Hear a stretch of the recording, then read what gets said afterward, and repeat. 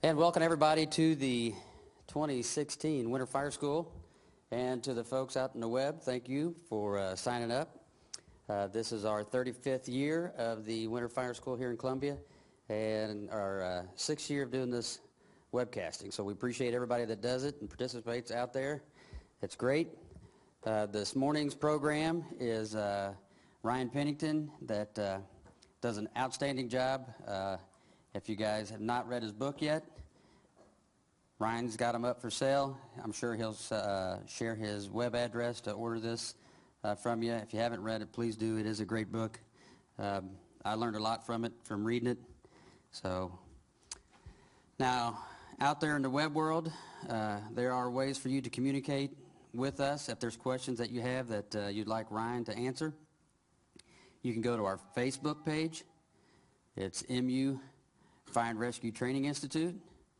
You can go to our Twitter page, which is MU_FRTI, and use the hashtag Winter Fire School. Submit the question. You can submit it to Ryan's Twitter page also. He will try to monitor those during breaks and answer questions as they come on. So the 800 number, all that's going to scroll across the screen, so if you didn't catch the address, it'll flash on the screen for you here in a little bit.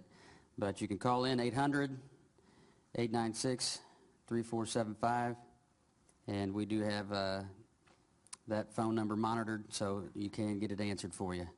And then you can email us also at frti@missouri.edu, and we'll monitor all those ways, and if there's a question that you have, feel free and submit those questions.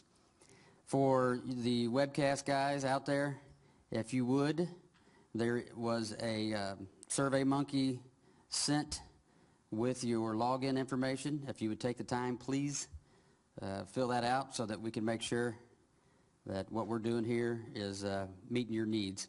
So I'm going to shut up because Ryan says he has 10 hours worth of lecturing to do that he's going to try to do in 4. So I'm going to turn it over to Ryan. Again, Hoarder Homes, Pile of Hazard to Firefighters. It's a great book. Please go out and purchase it and help poor Ryan out. Support my child's college fund. Yeah. Thank you, Tracy, for the invitation. Can everybody hear me okay out there? Well, good morning and welcome to Missouri Winter Fire School. My name is Ryan Pennington. I'm a firefighter, paramedic, / newly appointed training officer from the Charleston, West Virginia Fire Department. And you guys are sitting in my class that I've had the honor of sharing basically around North American continent over the last 4 years. I'm going to start off with a little introduction of how and where and why this topic came by surprise. Much like everything in the fire service, this class that you guys are sitting in and the associated research that I've performed came as the result of what? Something bad almost happened. It did. It happened in my fire stations, my firehouse, back home in Charleston, West Virginia. And that's what started the little wheels turning in my head. And for the last 4 years, I've reached out to fire departments anywhere from Toronto, Canada, Melbourne, Australia, Ecuador, the UK, and discovered how big of an emerging topic that fighting fires in hoarding condition is becoming. Is this a new topic? No, it's not. Folks have been compulsively collecting materials for decades. The challenges that we are facing now is the number of afflicted occupants that have this clinically diagnosable disorder. Clinically diagnosable disorder is growing. The frequency in which we're seeing them is increasing. The number of them in your community is growing. There's a couple different factors that are attributed to the numbers increasing. And we're going to get to that here in a few minutes. But I always start my classes off with one question. How many of you folks out there, and maybe the folks out on the camera, can send a tweet out at Winter Fire School, how many of you folks have been inside hoarding conditions within the last year? Last 6 months? Last week? You left it this morning? My question to you is, how many of those were actual working structural fires where you dropped hose, you put fires out, and you did work? Two, right? Out of how many? 30, 40, 50? So you folks have been exposed to these conditions in non-fire situations. My challenge to you is did you come back and share that information? Did you come back and ask your captain to start pre-fire planning it? Have you reached out to protective services to try to help these folks? But more importantly, have you shared this information and develop a plan for when it catches on fire? Not if, when. And most folks, if you're like me and where I come from, the answer is no. No. Why? Because we're a reactive style of people. So we're going to talk about discovery. We're going to talk about assessment. We're going to talk about not going in them when they're on fire. Ooh, don't say that, Ryan. But I'm also going to tell you we're going to talk about going into them. Because when I started this research, I started reaching out to firefighters, and I set my Google alerts. Man, I'm a tech geek. I mean, if you guys notice when I rolled in, I rolled deep. I got more tech. People who use taco boxes, I use tech boxes. That's the way I roll. I am a nerd. If I could wear my pocket protector and glasses right now, I'd rock it, right? So I set my Google alerts to go off. Every time the words hoarding house fire, clutter house fire, Collier's mansion conditions. Ooh, that's a new term. Have you guys ever heard of the Collier's mansion conditions? No. It is a fire service terminology that's primarily used in the northeastern United States, and it usually doesn't leave there. So I started reaching out to firefighters around the world, and I'd ask them, hey, you ran a hoarding fire or a heavy content environment. Ooh, there's another new word. What was your successes? What was your challenges? If you could tell the next fire chief that they're going to run this fire, what would you tell them? And I documented it. But it was so funny. I talked to fire chief number 1, fire chief number 2, and all of a sudden I'm down to number 43, 44, and guess what I looked back and found? They're all the same. They're all the same. I got so much feedback from some of the firefighters around the nation. And they kept telling me, Ryan, you're wasting your time. We're going to let them burn. Solid choice. Risk nothing, save nothing. Solid choice. Let me complicate the issues for you. You've got 3 people trapped inside it. You going to let it burn now? You may have to. But if you go in to search for those occupants, how do you stay oriented in the clutter? How do you remove them from the clutter? Can we even safely go inside these environments? I'm not going to be in the fire truck with you when you're making these decisions. I can't. As much as I'd love to go to every structural fire in the world, I would be right there with you. I want to empower you folks here today and the folks that are listening on the camera to add this to your size up that you're doing already. Because the thing about it is there are cues and clues that you can capture that house is full of stuff. There is. But it requires a first due firefighter, fire officer, chief officer to show up not like this. How many of us show up, oh, there's fire. I'm going right there. I'm guilty. Did it just last week. But we need to take an all-encompassing look at the property, at the occupant. What about looking inside their vehicle? I call them the HTU, the hoarding transportation units. That's pretty good. Come on, we get a little bit of laugh. Guess what one word I heard from all 43 fire departments that I've spoken to so far? One word that came up every single time when they described their incident. One word. This is the part where you talk. One word to describe these calls. Sad. It is sad. It's tragic. The reason I'm so passionate about my topic is, number one, we almost killed 4 of my brothers. And I have a family member afflicted with compulsive hoarding disorder that I can't help. She will die in her house. And it is tagged, do not go in it when it's on fire. Because I'm not risking their lives, because we have tried everything. Everything. We had her approved to go on the television show. And they paid for everything. One word. One word. Lucky. Ryan, we were lucky no one died. Fortunately, no one took out extra windows and made this place a rip-roaring fire. We were fortunate that nobody died that day. We were lucky we had extra mutual aid on the way. Every single time the word luck came into play. So now, how do we take that variable out of your next response? We do it because you guys out on the internet, and you folks sit in this room right now, we're going to educate ourselves on the differences. The thing about it is people have this big freaking imagination about these hoarding fires being these massive 12-alarm fires, and freaking ladder trucks sticking up here, and platforms sticking up here, and battalion chiefs over here got the cool mustaches. Oh, it's a big freaking, we're going to burn the town down. Hoarding, it's awful. But guess what I've found while doing this research? Guess how many big fires there are? There are a few. But what is most of them? Why?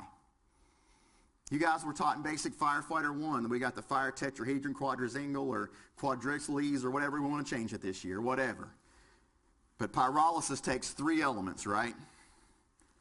Heat, fuel, and what? In heavy content environments, do we have fuel? Oh, yeah. Oh, yeah. Do we have heat? Of course, Ryan. It's on far. So it's the way we use it back home. It's not near, it's far. It's on far. What is the one element of this fire tetrahedron quadrizingle that we're missing in these environments? And it's airflow. Some commonalities between these research case studies: 85% of them were basement fires. 6 of them had burn times longer than 12 hours. Now, what kind of damage can a smoldering fire do for 12 hours, and then on top of that, add tons of debris on it? Is that the perfect storm for us? The answer is yes. So let's go one step further. Extended burn times in an unprotected basement, meaning the floor joists are exposed, the wall joists are exposed, with a burn time of 12 hours. Now what? Localized or full structural collapse. That's even before we take our nozzles out and start flowing 150 gallons per minute times 2, 3, 4, 5, 6 hours. And most of the stuff we're spraying on is what? Absorbent. How much does a pound of water weigh? Check your mic. How much does a pound of water weigh? It's the same of a pound of feathers. A pound of water weighs 1 pound. Just keep on your feet here this morning. I've had way too much coffee and way too much breakfast. You got to pay attention, because I'm going to throw you some curveballs. 1 pound of water weighs the same as 1 pound of feathers. 1 gallon of water is 8.33 pounds per gallon. Unless you're watching it, my buddies up north in Canada, then it's like 1.65 kilograms per liter. I love my Canadian firefighters. They throw me for loops every time I go up there. Imagine if you show up at the house and it looks like this. Oh, I'm a quicker clicker. Imagine if you show up to a house that looks like this. Do you think it looked like this when they first arrived? Nope. Elyria, Ohio, pulled back the curtain and shared their story of a fatal heavy content fire. Thank you, Tracy. Illyria pulled back the curtain and shared this story with me, and I'm going to share it with you just a little bit later. But this is the result of them tearing down the home. They did not make the rescue, but they did not kill a firefighter either. Tragedy. Tragic event. Very stressful. They went well above and beyond. One of their fire captains, who happens to be a live burn instructor to me, told me, he says, Ryan, I've never seen fire move that fast. Because he was in a hallway with the compression of stuff so high that all of a sudden they turned around and the fire was blowing over his head. Why does that happen?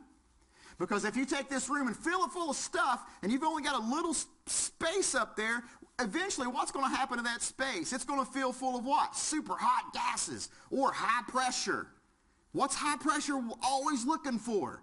Low pressure. Who gives it the low pressure? His name's Vinny Vince-A-Lot and carries a 6-foot hook. Hey, Chief, I'll take them all out. And that's one of the variables that we're going to be talking about here shortly, is if you don't have control of the airflow, don't go in it. Period. Because we're going to talk about heat, fuel, and oxygen. We've got the heat and fuel. If you pump the oxygen to it, you're in a bad spot. Especially if you're in the flow of that oxygen. This is the house where we almost lost 4 firefighters. Came in, confirmed, occupant trapped. He's upstairs. He's in a wheelchair, and he can't get out. My guys went above, well above the Call of Duty this night. I get a little choked up. They did.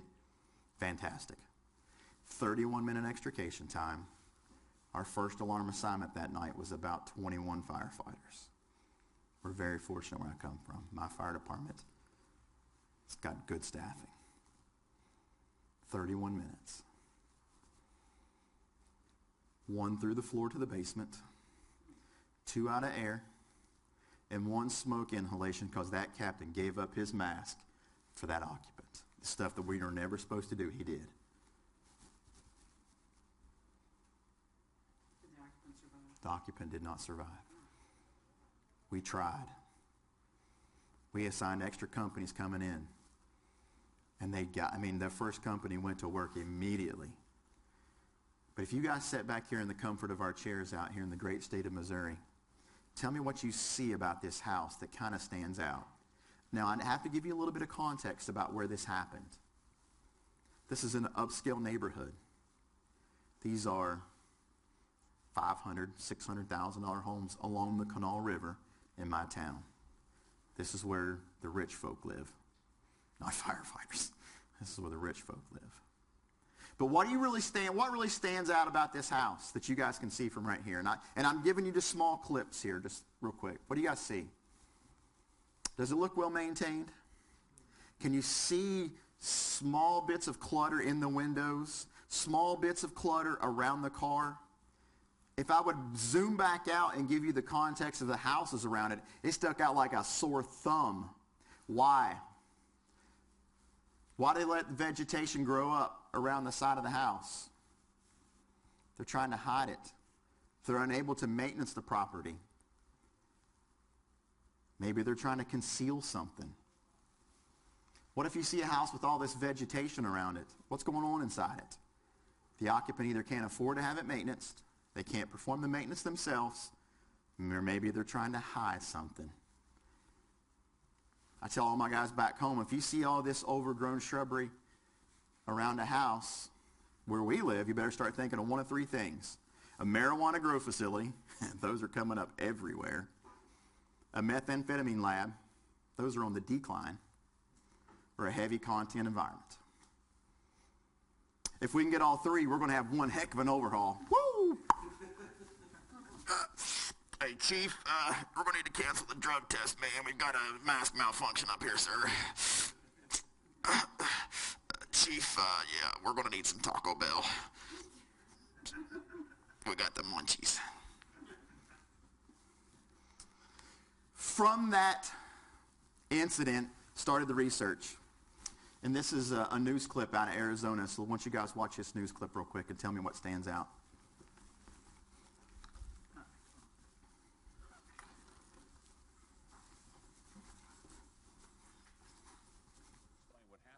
How big of a problem this is. Jen, the home looks like a total loss there. It is, Steve, and you can see right now it's completely fenced up right now. Look at all the stuff that's around the pool, all that debris, boxes. Well, inside it was stacked from the floor to the ceiling, and that was not only a fire hazard for the people who lived inside, but it almost took 2 of the firefighters' lives. You know, I'd never been shot with a shotgun, but it felt like getting pelted with a bunch of rocks or BBs on the side of your head. Tempe Fire Captain Mike Keel was putting on his fire gear in the doorway when an explosion blasted him in the face. Yeah, I could tell it initially that my ear got burnt. 4 days later, you can still see the burns on his face. Another firefighter was also injured when crews responded to this house fire. Inside, investigators tell me they found items packed from the floor to the ceiling. This is just a red flag for us. We've had 3 hoarding fires just in the last 6 months, just here in Tempe. Investigators believe something in the attic caused the explosion. Neighbors tell me the people living here were in their 50s, unemployed, and trying to run a business out of their home. Selling furniture and household goods out of their home. In the past, we were able to afford and use storage units. They had closed those storage units and moved all of the material into their home. Now Valley fire agencies are coming together, trying to get the word out about hoarding and the dangers it poses to everyone around. Boxes, the paper, just the raw materials that are in these homes. It's like kindling to a campfire. This captain says he could have very easily lost his life. If we would have got into the house deeper and we did have that explosion, then yeah, with the stuff, it made it really difficult to escape, to get out of the house.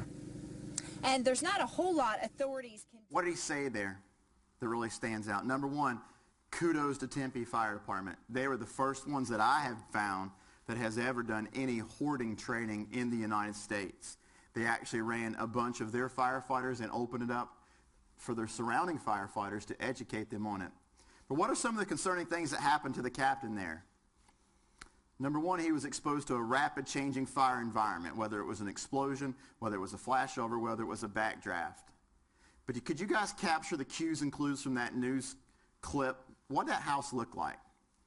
Did you guys see the fence, the yard clutter? The only challenging statement he makes in this news interview is if we would have gotten in there just a little bit further. If we go on just a little bit further. Chief, just let me go just a little bit further and I think I can get it. I want you guys to start realizing these are places we don't want to go that far in. Period. One of the most remarkable things that I found, or the opportunity that I had this year, was given to me by the name of Chief Joe Starnes in Project Kill the Flashover. He caught me in San Diego last year and said, Ryan, would you like to burn a hoarding house for research? Yes, sir. Where are we going to do it at? Shelby, North Carolina, May 2015. Joe Starnes gave me that opportunity. The biggest takeaway we took away from Project Kill the Flashovers, burn 7-1, 7-2, and 7-3, is that hoarding or heavy content makes pathways. What happens if this pathway that you're in is below the neutral plane? So what's the neutral plane? That's the mixture of high pressure gases, low pressure gases that are always struggling to balance.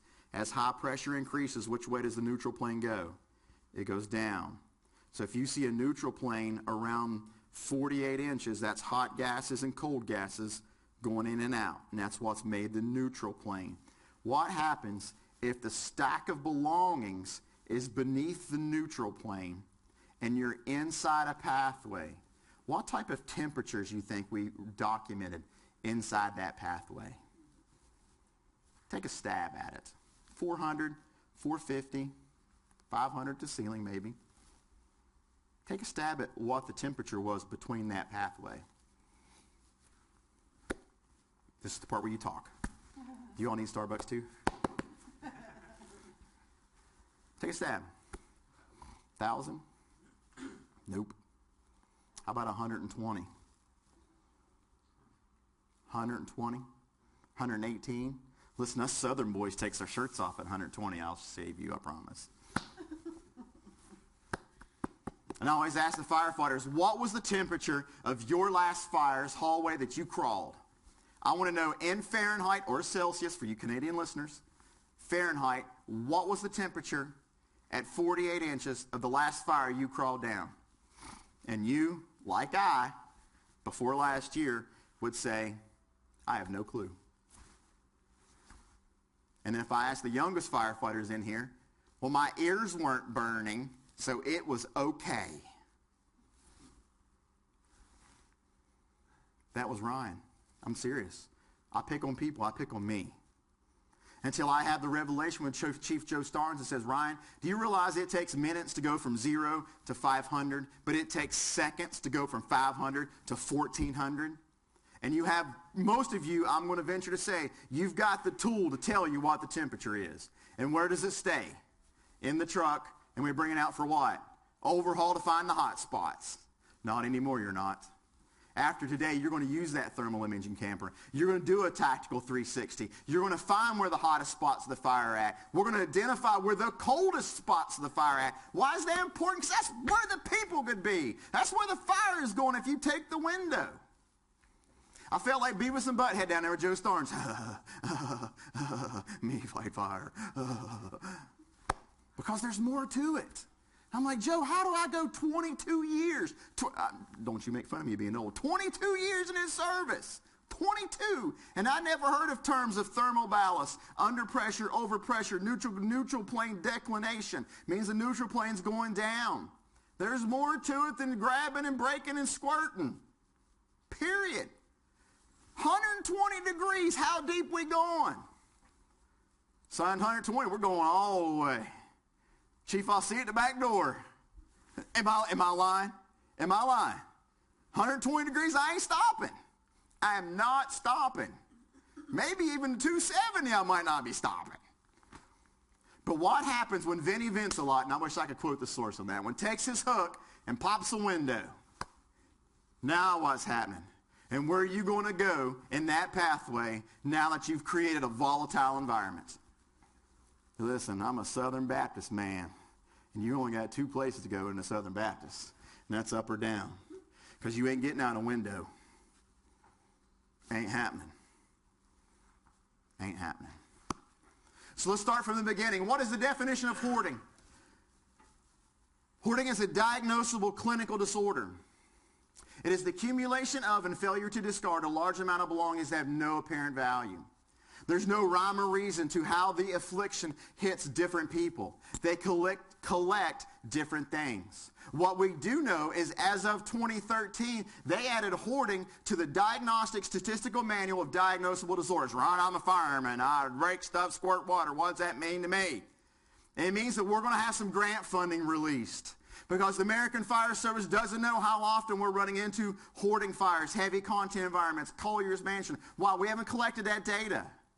We haven't collected that data. I'm working on it. I want to know how often Columbia, Missouri runs into heavy content environments. This is a college town. I bet they do it a lot. Because I've got a college kid, and he saves everything and is the messiest child. Love you, Dylan. So what do they collect? Books, newspapers. Some of the most interesting cases I've seen is a DVD hoarder. Fuel load? Oh, yeah. Have you ever been inside a room with about 600 DVDs cranking? No, because it's so freaking hot you ain't going to get in it, right? One of the worst ones I've ever been was a material hoarder, but there's a subsection of this disorder that incorporates, or they start collecting animals. And she had 13 ferrets. I'm a big, strong fireman until something a little squirrely and fuzzy starts running around, and I'm up. I called for my brother-in-law for mutual aid on a mouse the other day. Don't make fun of me. I can rock a Shih Tzu in my pink shirt driving down the street, but the mouse, I'm out. Can't stand it. He said, what are you doing? I said, there's a mouse. He's under there. So and it was just like you earlier. It was not a fire. It was a medical call. So I'm in there doing my paramedic thing. Someone was holding my cape for me. You know how you get that paramedic thing? You got to hold the cape. Here, paramedic, hold my cape. I'm kidding. And I look up, and they've got dryer vents around the house for the ferrets to run through. It was like being back in the Top Gun days with Mav and Goose is buzzing the tower. Boom. Imagine what kind of ammonia, fecal matter, mold, funk was inside that house. Imagine if that place would have caught on fire. And you go in at 120 degrees, and all of a sudden you have dryer vents melted around you. You would look like a human slinky. For you young guys, that's a toy we used to play with before they had computers that went like this. So what are we hoping for? We're hoping for more statistics like this one. It's believed that between 600,000 and 1.5 million people are afflicted with compulsive hoarding disorder. This number's low. Why? Why do we not know how many people are actually afflicted with compulsive hoarding disorder? They go up to your kid, hey, hey, hey, hey, hey, count me, count me. No, why? What do? Very, very ashamed of it, very embarrassed. It's very embarrassing. It is very embarrassing, and we need to understand that. They're very reclusive until what happens? A water line breaks. They have chest pains, or their house catches on fire. So often, who's the first person to find these conditions? Us. And that's why I really think that we are the demographics to really make some differences with the folks who are afflicted with this disorder. Chief Lasky says it the best. He said, when you put that uniform and badge on, you better be prepared, because we are the only profession where someone will walk up to you and do what? Hand you their 2-week-old baby and not ask for a fingerprint, a background check, and a photo ID. Right or wrong? Chief Lasky's great comment. So now what can we do for these folks as firefighters? I'll tell you just in a few minutes. Some sobering facts.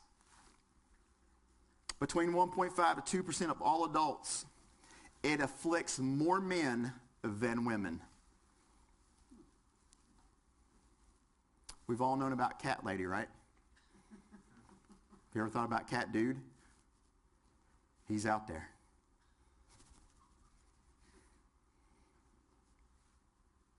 Everybody been in Catwoman's house? What's it smell like? What about an ammonia level at 300 parts per million? Any hazmat dorks around here? OSHA describes a dangerous environment at 35 parts per million. And we're going in at 300. How do we fix that problem? Ventilation, SCBA. We'll talk about that just in a few minutes. More men than women. The reason that the statistics are skewed is the ladies seek help more often than the men do. That makes perfect sense to me, because if I got lost, I'll never ask for directions. Right? So why do people collect? Why do people compulsively attach themselves to belongings? Usually it comes from a deep emotional issue. A bitter divorce, a loss of a child, a loss of a good job, the loss of their parents. They put emotional feelings into stuff that you and I would think were trash, would have no value.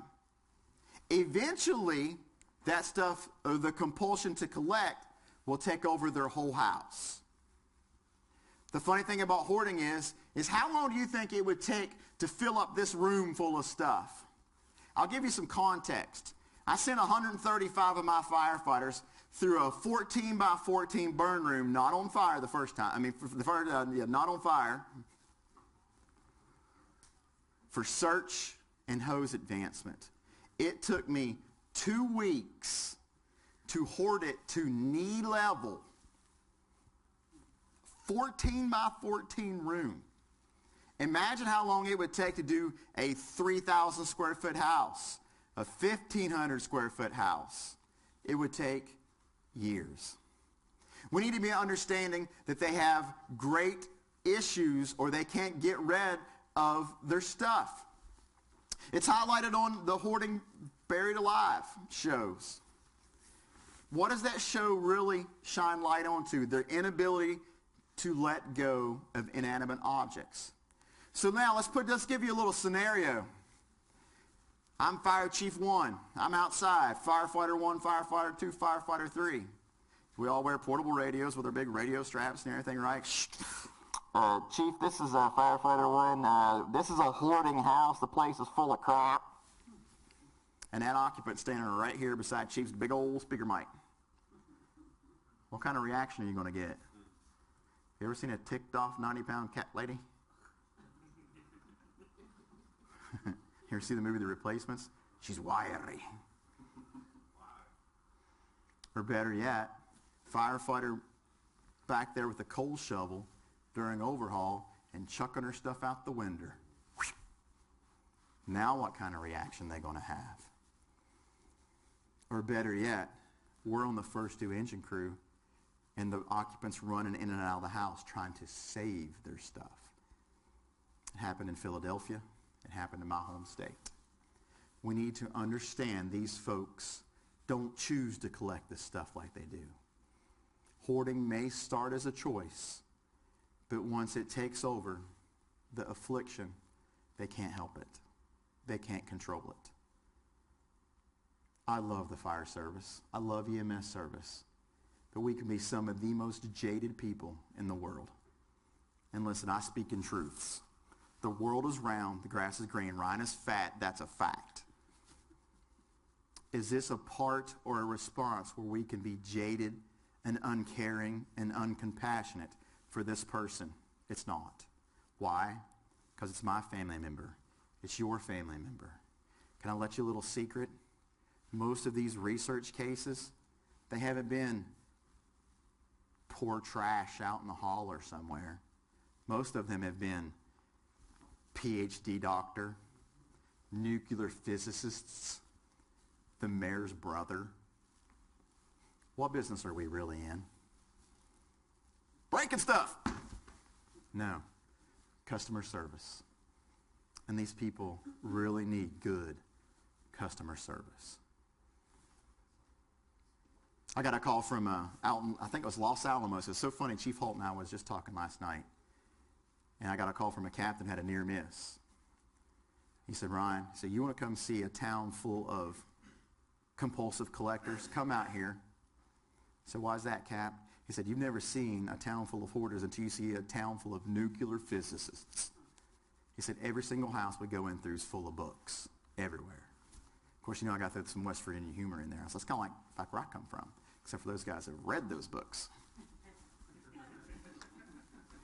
Right? So these folks have this deep emotional attachment. How long have we been seeing this? And I'm a little bit behind, so I'm going to make you up with some funny stuff here, because what would a presentation be in the fire service without these guys? Every good fire presentation's got to have Johnny and Roy.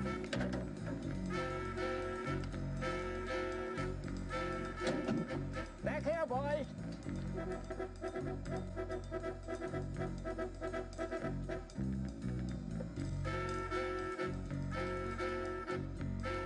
Don't go that way. There's a bear trap in there. There's a bear trap in there. You'll be okay. Get this dang thing off of me. All right. Let's see. Oh, here. You gotta get a little more leverage. Okay. Take it easy. Those things is hard to come by.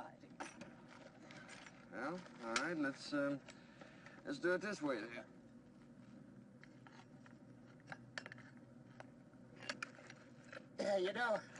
You know what animals do when they get caught like that?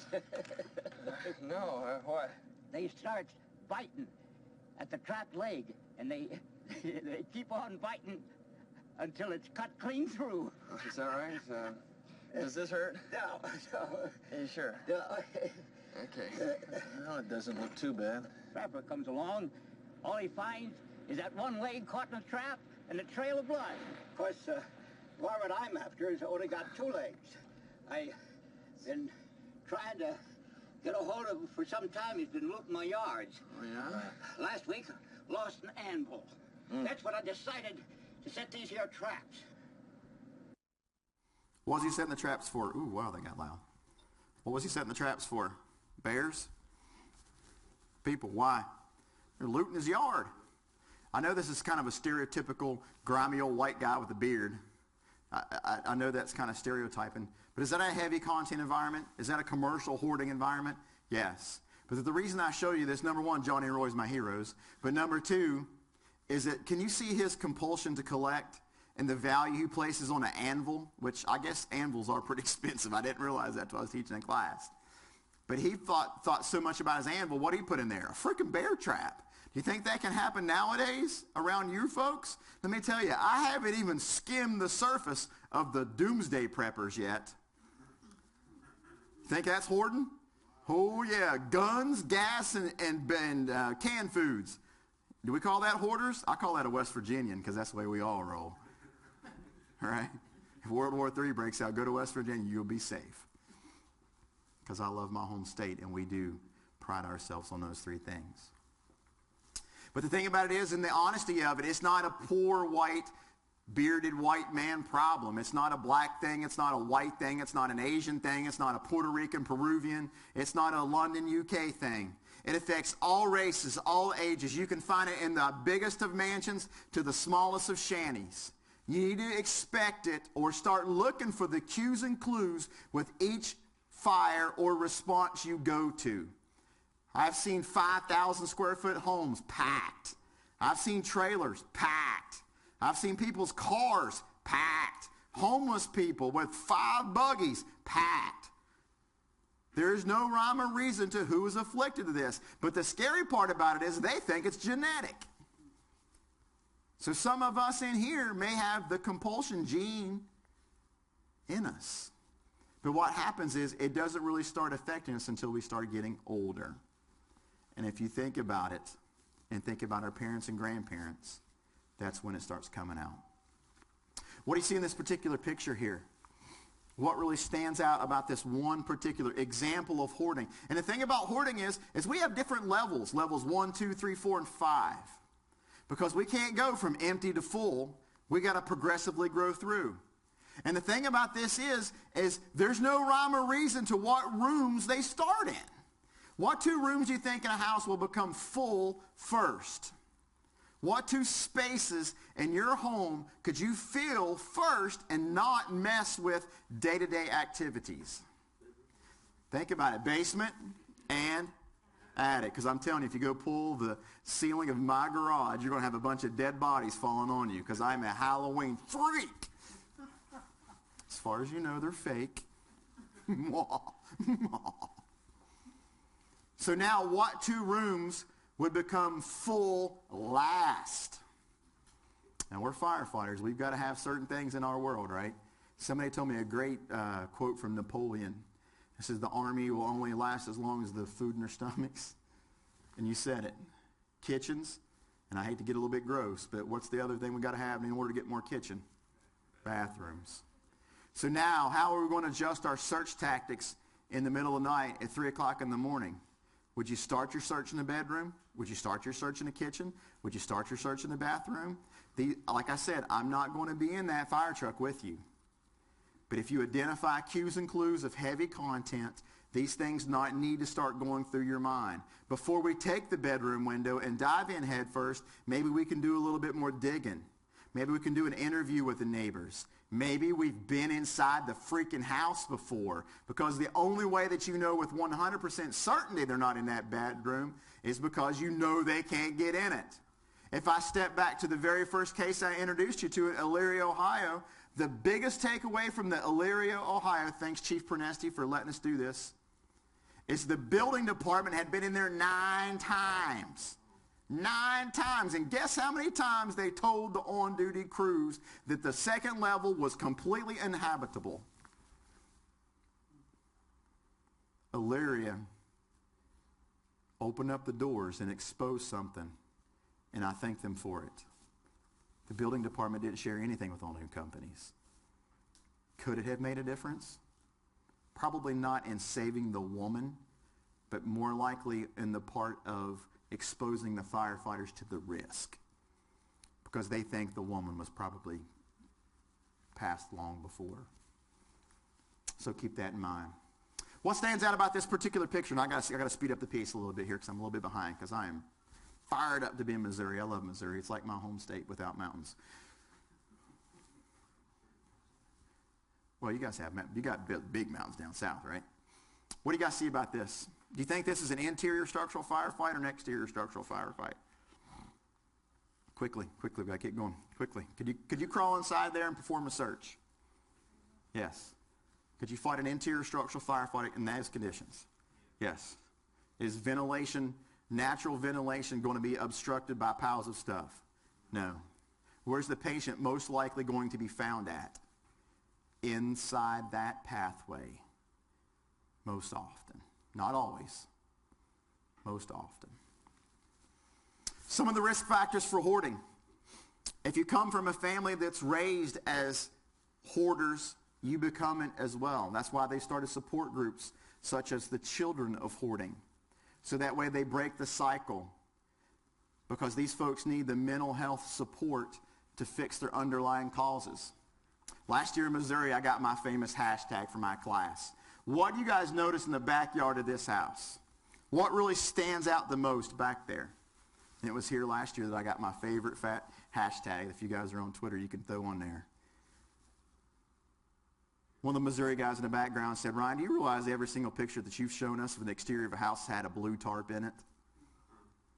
So if you get on Twitter in a little bit, hashtag blue tarp. Why are those blue tarps in those yards? Protect their stuff. And by the way, why is the back of the house, or why is the backyard that full for? Or why? What's that? Most likely the house is plumb full and they're just out of space. They're making containers, and Dr. Frost from Smith College told me, he says, Ryan, they find an empty container and they fill it. You think that building's full of stuff? I'd say you're probably right.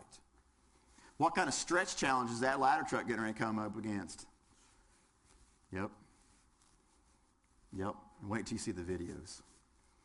Some common myths. Hoarders are lazy. No, most of them are well educated. Most of them are college educated. Most of them are very introverted, inverted. They don't come out of their houses very often. They stay recluded. They let the shrubbery grow up. We need to understand that. We can't be judgmental. Because of their disorder, we can't call them a house full of trash or talk down to them. We want to be supported. Mr. and Mrs. Johnson, I understand that these are your belongings, but we need to move the stuff out of the way so we can get the stretcher in, because it looks like you're having chest pains. I'm not throwing away your stuff. I'm just going to move it from point A to point B. Is that okay? I had a fire department down south call me and said, Ryan, you got to come down and talk to our building inspectors, because they can't get any help. They can't get any feedback from the occupants in there, because he goes in there and says, this place is full of trash, filthy. I was like, whoops, hello, McFly. I wouldn't respond to that either. If you're supportive with it, they respond to you. Can we do that if the building is on fire? Probably not. You're probably going to have to grab them and start dragging them. Is there the potential for them not to want to come out? Yes, because they're so attached to their belongings. We want to be respectful. We want to understand these are our mother, brothers, sisters, and uncles. We can't fix the disorder. We're left to pick up the pieces afterwards. Bless you. But we got to be respectful.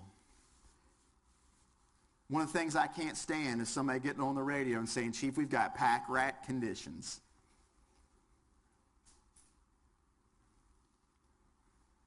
Are these folks pack rats?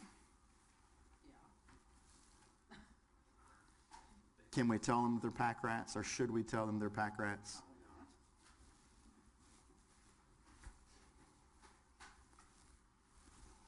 That's why I want to introduce you folks to the new terminology. It's a heavy content environment. How much fire was in this area here? How big of a fire was this? Is a lot of burn stuff or little burn stuff? Little burn stuff. We're going to talk about it. Which log on the campfire burns the fastest? The small one. Is that a big log or is that a small log? Yeah. So I want to introduce you quickly before we take our first break for the Collier's Mansion. The Collier brothers lived at 128th Street in Harlem. They were both very well educated. They were both children of hoarding. and they all lived in this brownstone on 128th Street. Homer and Langley Collier is the most famous case of hoarding ever documented. They didn't come out of their house very often. They were never married. Over time, they were not seen for a couple of weeks, so they sent out a search party for them. They sent the police officer in to start searching inside the Collier's mansion, and they found Homer had died of natural causes. He was a brittle diabetic, and he starved to death. But in the process of looking for Homer, they couldn't find Langley. Come to find out, as they started moving the debris, the building became unstable, and they found Langley was killed by the booby traps he created to keep people from stealing their belongings. As they removed the 136 tons of debris, they found 20,000 books, 8 grand pianos, and a human skeleton that was not the boy's. 8 grand pianos. The code enforcement officials came and shut their water off. They used the bathroom outside. They didn't pay the power bill. They shut the power off. Homer put a Model T Ford in the basement and made a generator out of it. But the dilapidation of the building, they had to tear the mansion down. So now, that's the front door. This is the brownstone that they were in. And it was generations collecting. So now, I got a really good friend from Long Island. He calls me Banjo because I have a southern twang. So this is for you, Chief Fling. So I got to get my New York accent on, right? So this is Battalion 2. We're on scene of a 200 by 200. Mixed occupancy. We've got 2 lines stretched, 1 in operation. The trucks are opening up. The searches are performed by the rescues, okay? We've got Collier's conditions. If you guys would hear that over the radio, would you guys have a clue what they were saying? If I said this is Columbia Engine 1, I'm arriving on a scene of a 2-story wood frame dwelling. We have a working fire. We're going to be using an offensive strategy. We need a water supply. We've got Collier's mansion conditions. If you heard that broadcasted over your radio, what would you be doing? Back before I took this class, I'd be looking for Scooby and Shaggy in the mystery wagon. Ruh-roh, Raggy, we're going to the mansion. That was a cartoon that was made before you were born. So now, what if I got on there and I said, hey, this is Columbia Engine 1. We're arriving on a scene of a single-family dwelling. We have a working fire. We're using an offensive strategy. We have our own water supply. This is a heavy content condition. Hopefully now that you've had the class, you'll understand that we're dealing with hoarding. But hopefully the people that you're broadcasting to will understand that something's not right and can divulge or make sense of that we've got a house full of stuff. It's about 50 minutes. All right, you guys want a 10-minute break? I know that your brains can only handle what your butt can take. 10-minute break? 5 till? So 5 after, 10-minute break. We'll be right back. If you guys listen, stay tuned.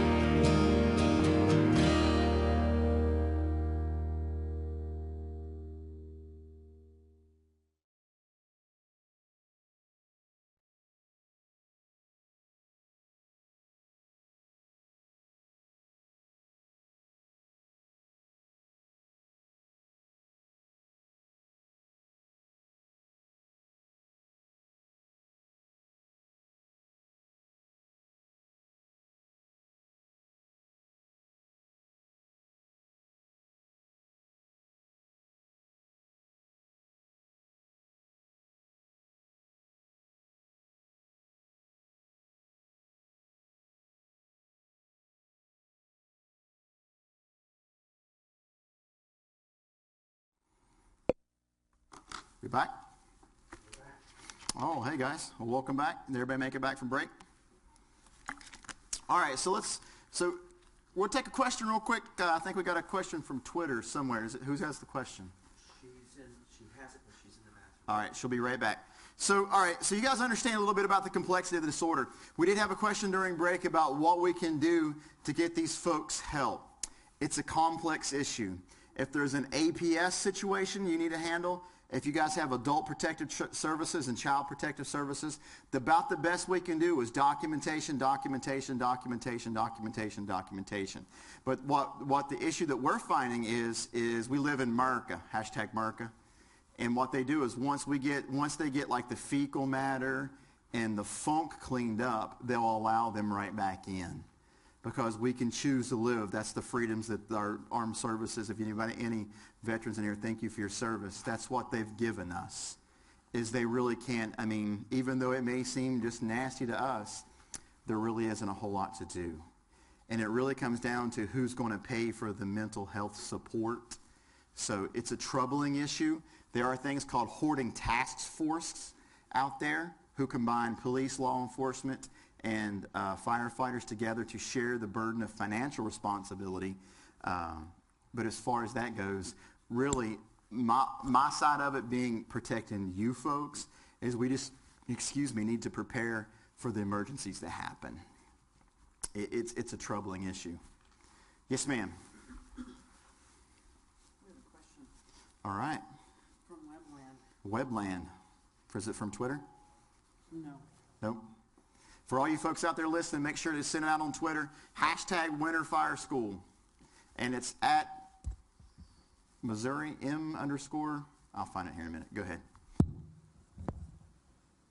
You talked about hallway temperature being 102 degrees. Yep. What did the study show about combustion of the hoarding materials? I would guess they're a hydrocarbon base. Ooh.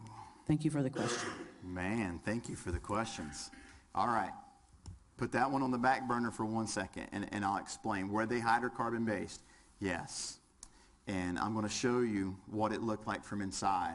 And remember that when Chief Starnes and Kill the Flashover did the burns, it was not a 1403 training burn. It was a North Carolina State certified research burn. And we had, 2,000 VHS tapes, 10, 12, 14 Christmas trees. We had real fuels. So, and we'll get to that here shortly. But yes, and the heat released rate was enormous. But what happened is because the heat release rate was so high, it went into decay that much faster. So I hope we answered that question. If not, we will hit it here shortly as we bring up the videos. So real quick, I'm a little bit behind on our scheduled program here, so I want to show you a couple case studies that we did. Fort Wayne, Indiana, firefighter, they did their 360 or 380 degree size up. They walked around the house. They made their stretch to the front door, they thought it was a garage fire. Firefighter's leg went through the floor, did not have to call Mayday. They were able to self-extricate themselves. They fought this fire with a 5-inch attack line. 5-inch attack line. Why? Because come to find out, it was a basement fire. They put the supply line down into the hole and filled the basement full of water to put the fire out because the basement was more full than the house. There's some challenges that the Fort Wayne, Indiana found was the hoarding levels got progressively worse as they went towards the garage. Hindsight being 20/20, the captain said the only visible cue or clue that house was full of belongings was the side C sliding glass door was full of boxes. And with the smoke covering the boxes, he just couldn't see it. This next case is the one that really, really tears me up because it's pretty close to home. And this was, from what I hear, a very outstanding young man. So let's listen. Mayday, mayday, mayday, mayday, mayday, mayday.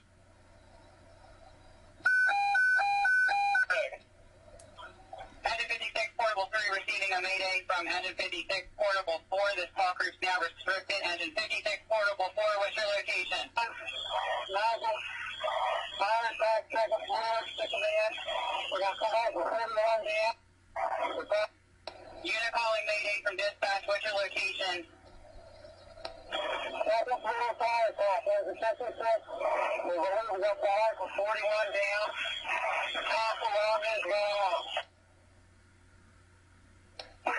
Jeff, he's with you. The Mayday with you. Negative. We're trying to locate on the second floor. Okay, repeat again. Is the victim with you or not? I'm not clear on that. We made contact.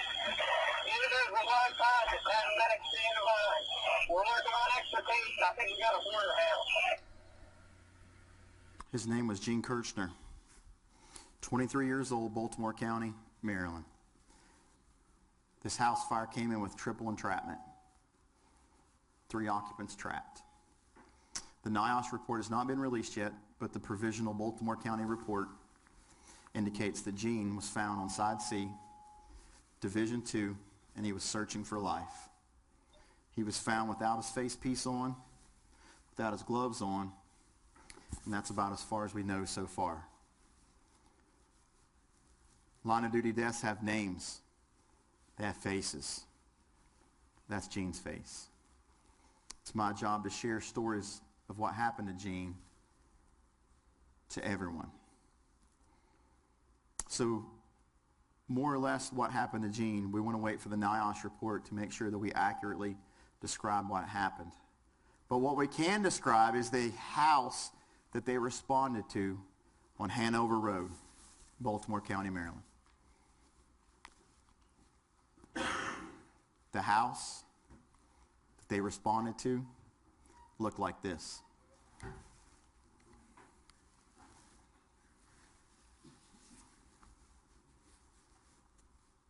What did we talk about earlier? They're trying to hide something, aren't they? So let's step behind the trees. Somebody's trying to conceal something. So let's look behind the trees.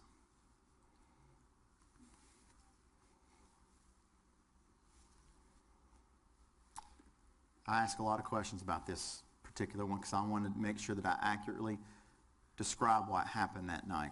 I'm not ready to release that yet. What I am ready to ask you folks is what stands out about this house as not normal. Yeah, back home we call that West Side Wear. They asked me, did they board those windows up before or after the fire happens? I can't answer that question. But I can ask you, do you see any smoke stains from around them? Do you think they power washed the brick before they put the boards up? So I'm going to take a guess, and this is just Ryan's opinion, that those were probably up beforehand. What about the porch? What do you notice about the porch? Clutter. What else do you notice about the porch?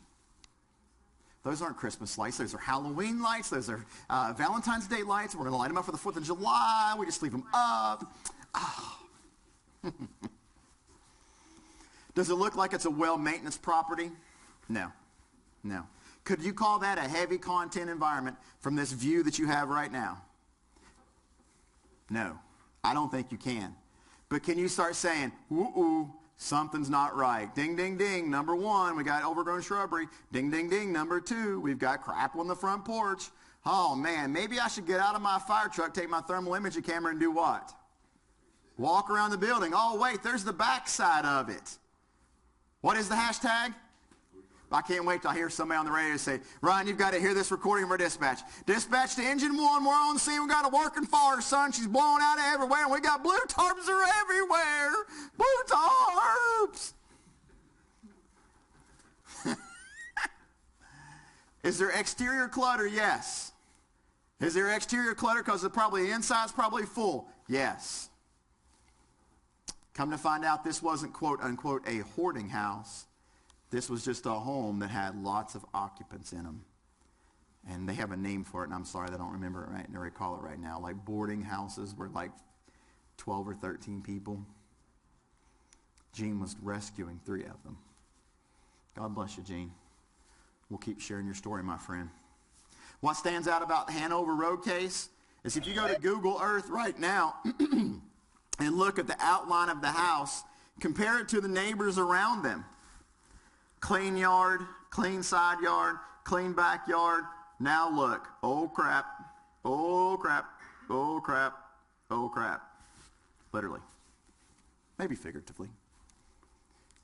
So now, sitting here in Missouri, could you whip up your Googler there, pull up your district, and take a tour, and most likely identify 90% of them?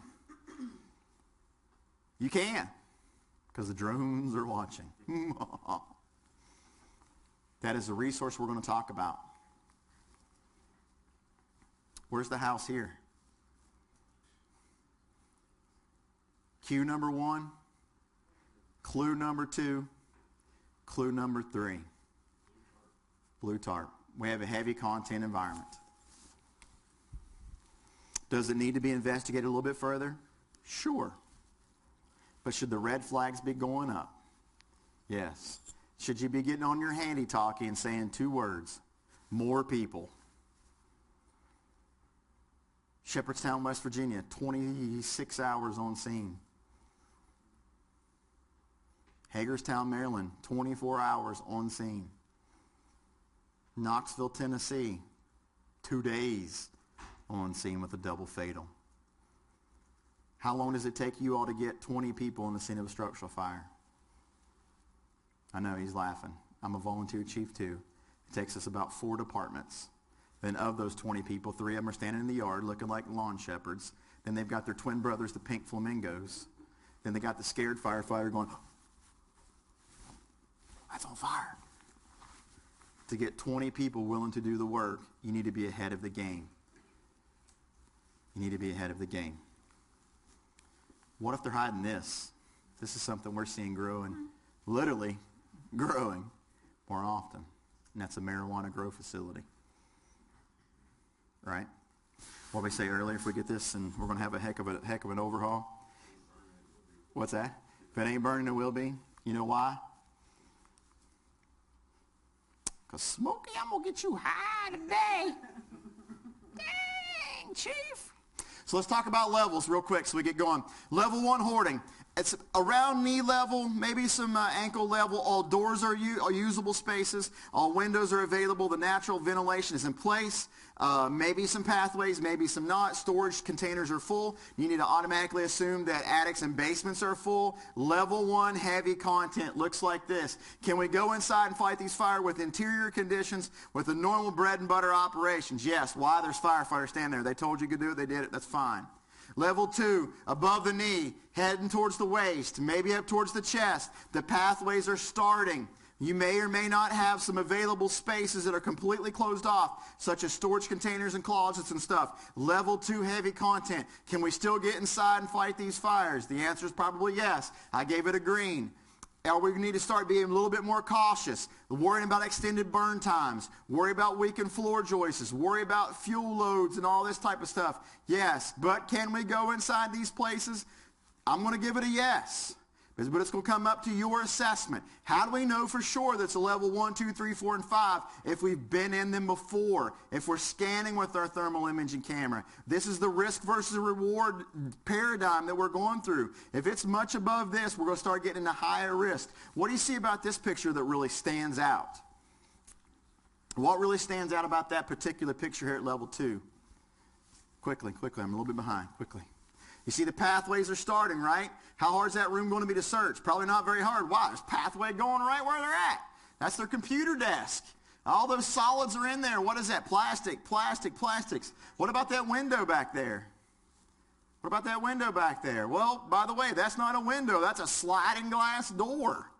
Is that an option for an incident commander to tell a crew that they're going in, hey, by the way, Engine 1, if you get back in that bedroom, there's a sliding glass door back there. I'm not going to break it, but if you get in trouble, well, you may be able to get out of there. Could you get out of that door if you had to? Let me tell you what, Ryan's in trouble. I'm coming out swinging like Tiger Woods' wife, y'all. Wow, Tiger. Ah, Tiger. Dang you, Tiger. But you've got to know it's there. Will the interior crew know it's there? Maybe not. Will the exterior crew know it's there? Yes. But they got to use this word in the fire service that we really have a hard time, and I promise not to get on my Southern Baptist soapbox back home, but there's one word we don't do very well, and that's communicate. And add communication plus SCBA plus fire gloves plus adrenaline plus hoarding crap, and guess what? It's going to be even more reduced. Communication. When you drill, what should you add into it? Communication. When you're putting your gear on, what should you put on with it? Your radio. What should you have it done when you put on the back of the radio? Talk to someone. Why? Because when we're in there, we want to be able to communicate. Okay, I'm going to get a little soapbox. Put somebody in a room on a non-monitored channel and talk to each other.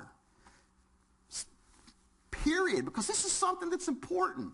Command to Engine 1, be advised, we've got a secondary means of access available, but we're not going to open it up, because what happens if you all open that up? What happens? Oxygen creates flow past air tracks, creates problems. Level 3, it's getting to the yellow. You better start really trying to figure out whether you want to get inside that bad boy or not. It's above waist level, maybe shoulder level. It's all the way down the pathways. Some rooms are unusable whatsoever. And this is big time collapse risk, entanglement hazards. And this is where you need to be making the risk versus reward to see if it's worth it. Could you rescue someone from those conditions? Careful. San Diego Fire Department pulled 2 out of that house with the first due 3-person crew. That's some work right there.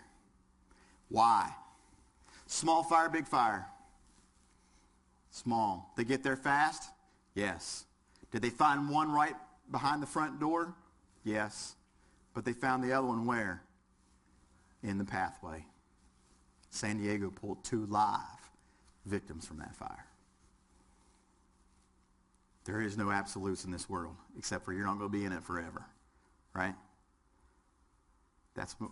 I want to empower you all to make these decisions. Level 4, stay out of them. Does that mean for always and forever stay out of them? No. That means it's above shoulder level, small crawl spaces. Would you guys ever want to crawl over that stuff in a structural fire? Why? I weigh 200 pounds. And then if I add my turnout gear, SCBA, my favorite 6-foot hook, my favorite flashlight here, and my other 12 flashlights, because whenever you get stuck in the dark room on the west side of Charleston, an apartment fire, and someone steals your flashlights, you always take 10 flashlights from that on. Plus, when you show up on the news, you know who you are. Hey, there's Ryan. And what's the first thing they tell you when you go in the fire? What's the first thing they ask you when you walk in with 10 flashlights? What's the first thing they ask you? Can I borrow your flashlight? Nope. Sure can't. Yours is out there. What happens if that is glass underneath there?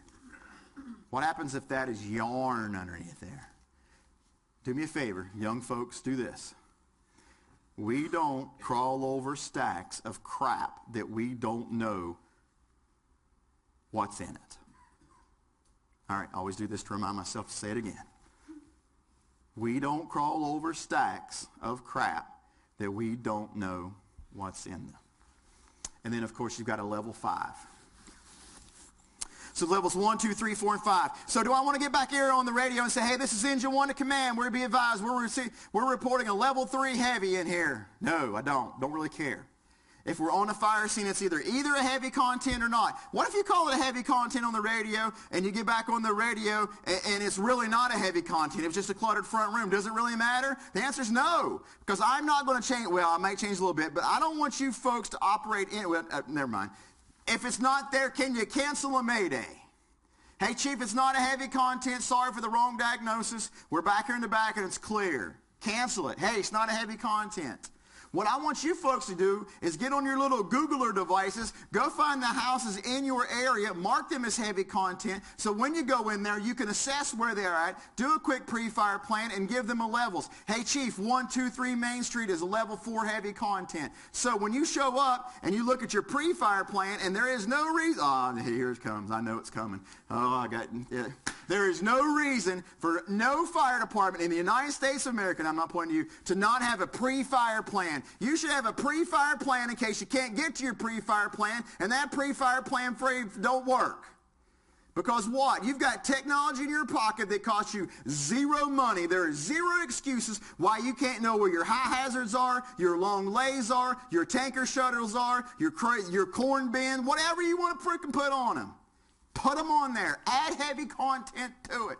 Because when you show up, you want to be ahead of the game. I want to know that we're going there.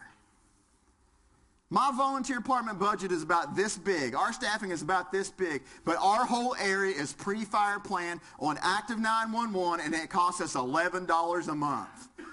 We've got a 52-acre chemical plant. All 6,000 of their MSDS sheets are in there. Get on there and start making, your area doesn't change very often unless they add new roads or something. Make pre-fire plans. Give it to the snot-nosed Proby. Oh, all right, I'm off my prox now.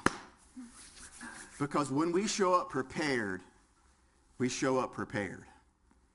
And how much more prepared are you going to be going to 123 Main Street, knowing it's a level 4, knowing that you're going to have a hard job ahead, getting that mutual aid coming. Make a pre-fire plan for your high hazard occupancies.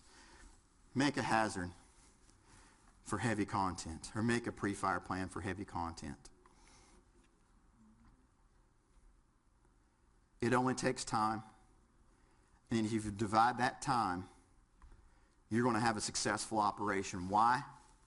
Why are you going to have a successful operation? Because I'm going to show you an example of why pre-fire planning works, of why knowing your area works. This is the Shepherdstown, West Virginia Fire Department. This is Dr. Lee's house in downtown Shepherdstown. This is the second house of these burned down.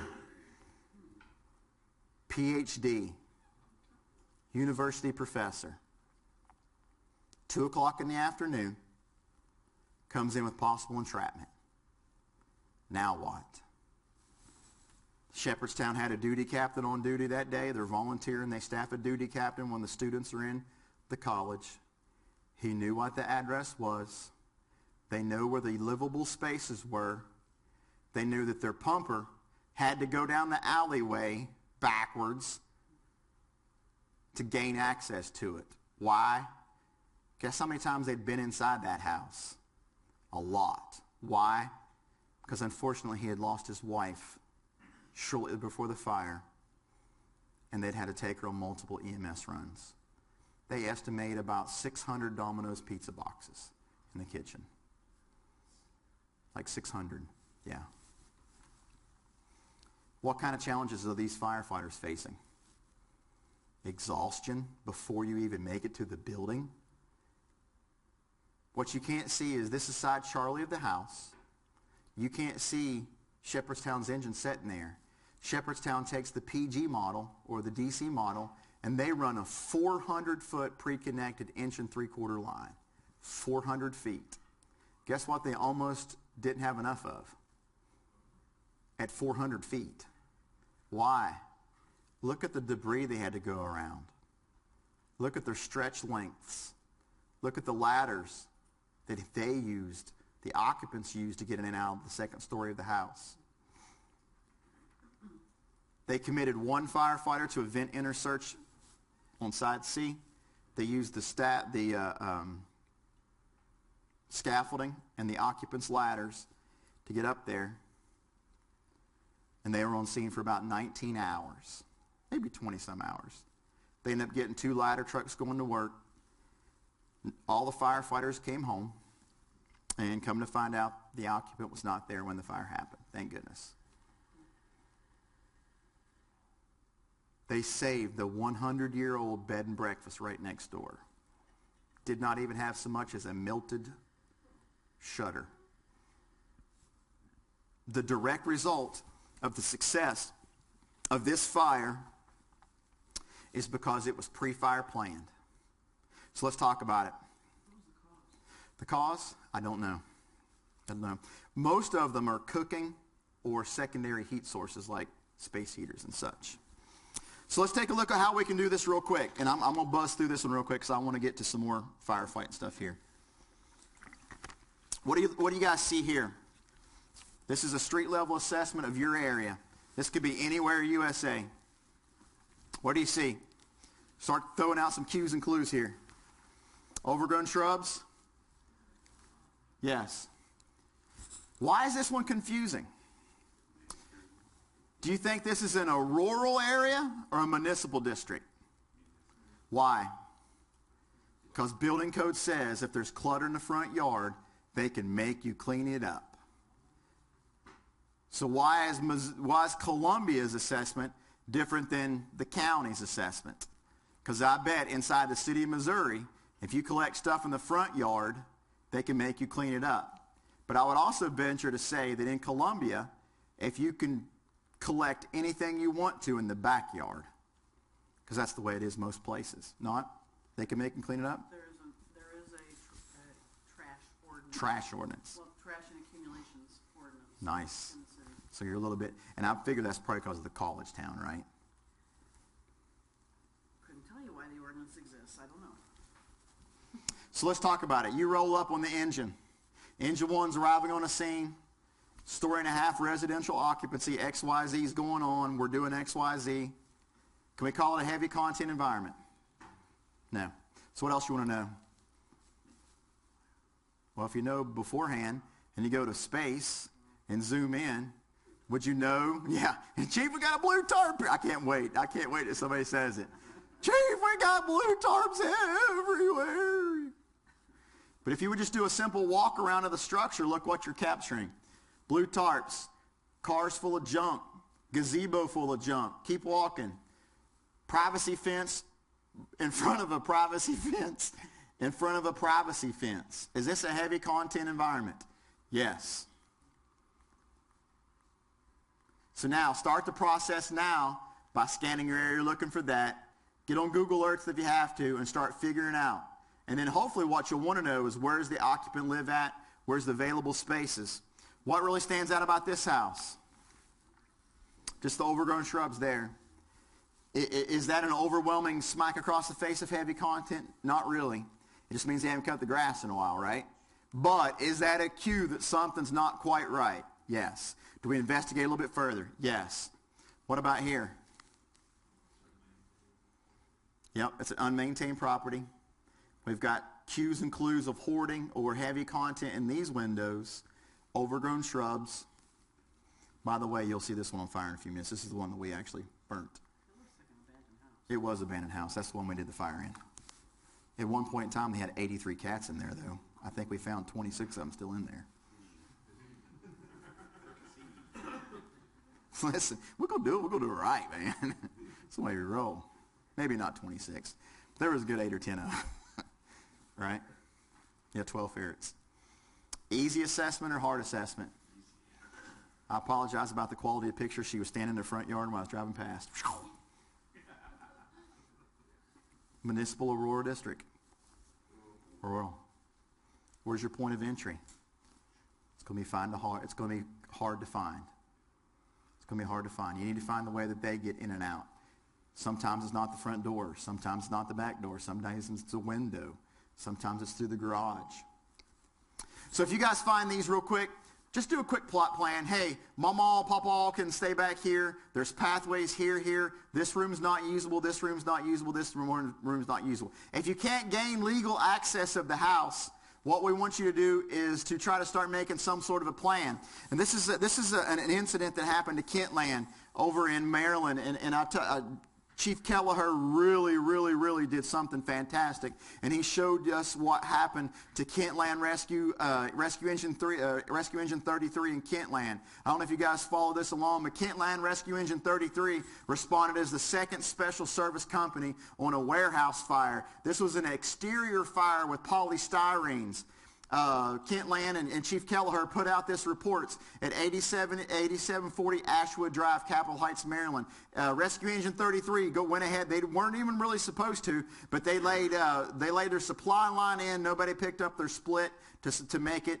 It was an exterior fire. The wind shifted, got into this polystyrene and melted it, got into this car, created a lake of lava flowing towards Rescue Engine 33. The guys used the tank water to try to fight back the fires, but they were unsuccessful because the velocity of the wind and the flammability of the contents in the outside yard. What happened to Rescue Engine 33 was tragic. I got a chance to see it up close and personal to a never-released video, and it was heartbreaking. And I sat and listened and watched it with Chief Riley, the guy who designed the rig. They had 2 or 3 firefighters get their feet burned trying to save their rig. The reason why I share this story from Kentland 33 and Chief Kelleher, thanks Chief for sharing this so we can learn from it, is imagine what would happen if those blue tarps started taking off. What happens if those plastic tarps start taking off in the exterior of the house? Could something like this happen in a heavy content environment? And the answer is yes. And this would be a good example of it. I found this house just randomly. But look at all the plastic contents, the polystyrenes, the 1970s Corvette sitting here, let alone all the natural burning materials. So what we can start thinking about is where do we want to put our apparatus? I like tiller trucks. My buddy Jim Walsh, if you're watching, man, we love tillers. So where do you want to position your trucks? We want to position them in a defensive posture, away from this big old tree, away from something, so if something gets away from us, we're not going to burn ourselves or our trucks up. Chief Dunn always says we want to use the corners of the buildings because corners of buildings can't collapse towards us. Position at the corners. Pull past the residents. Use your extended lines. Break and split. Make long lays. Use neighborhood egresses and stuff. But we can start pre-fire planning this stuff now. So if the fire were to happen, we know where the positioning is going to be. And I tell you, you'd be really surprised how effective it can be. So this is a news clip 719 out of Los Angeles, California, the city. This happened in Los Angeles City. And let's watch this news clip, and you guys tell me what you see about this house. Number one, is that an interior fire on a structure, or is it an exterior fire around that structure? It started on the exterior of the house. Now, will it get inside the house? Probably eventually. If it's not there, it's going to work its way there. Are we in a mixed occupancy type of an area? Yes. There's some commercial occupancies besides the residents. What do you notice about the residents here? I've never seen a blue tarp that big. It's not just a blue tarp, it's like a blue balloon. That thing is like freaking 100 by 100. I mean, it's just freaking enormous.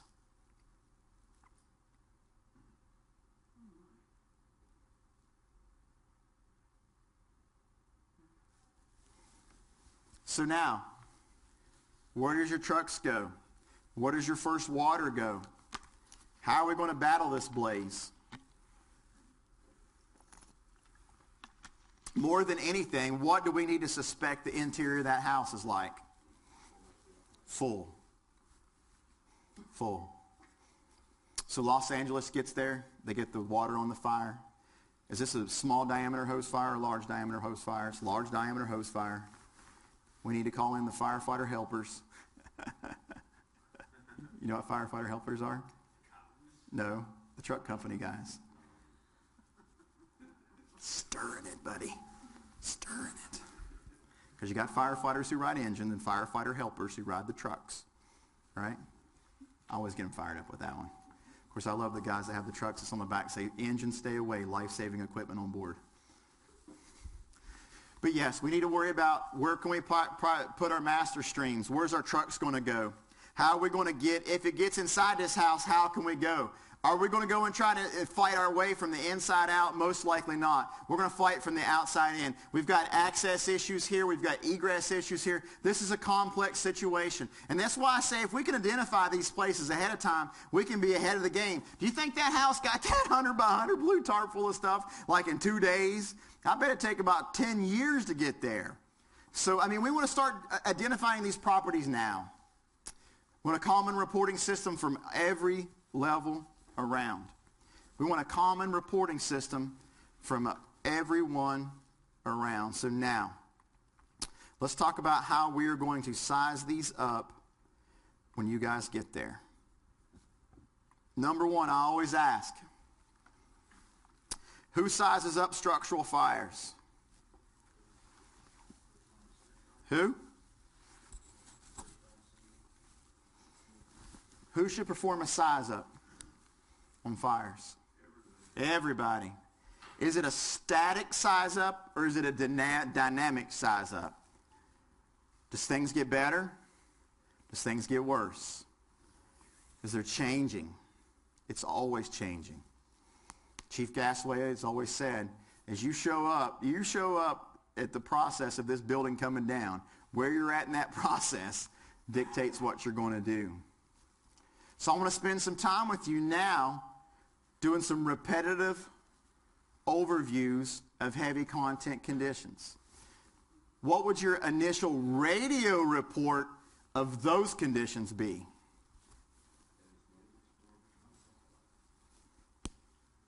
Who's the newest officer?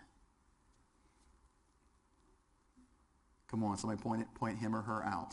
Who's the newest promoted, got the fresh bars on their collar officer?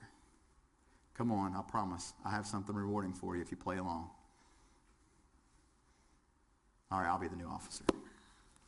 This is engine one. I'm arriving on a scene of a single-story residential occupancy wood frame. We have a working fire. We'll be using an offensive strategy. I need a water supply.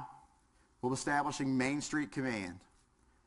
Your radio correspondent should roll off your tongue like that for everything you do in the fire service. Why? Am I stressed right now? No.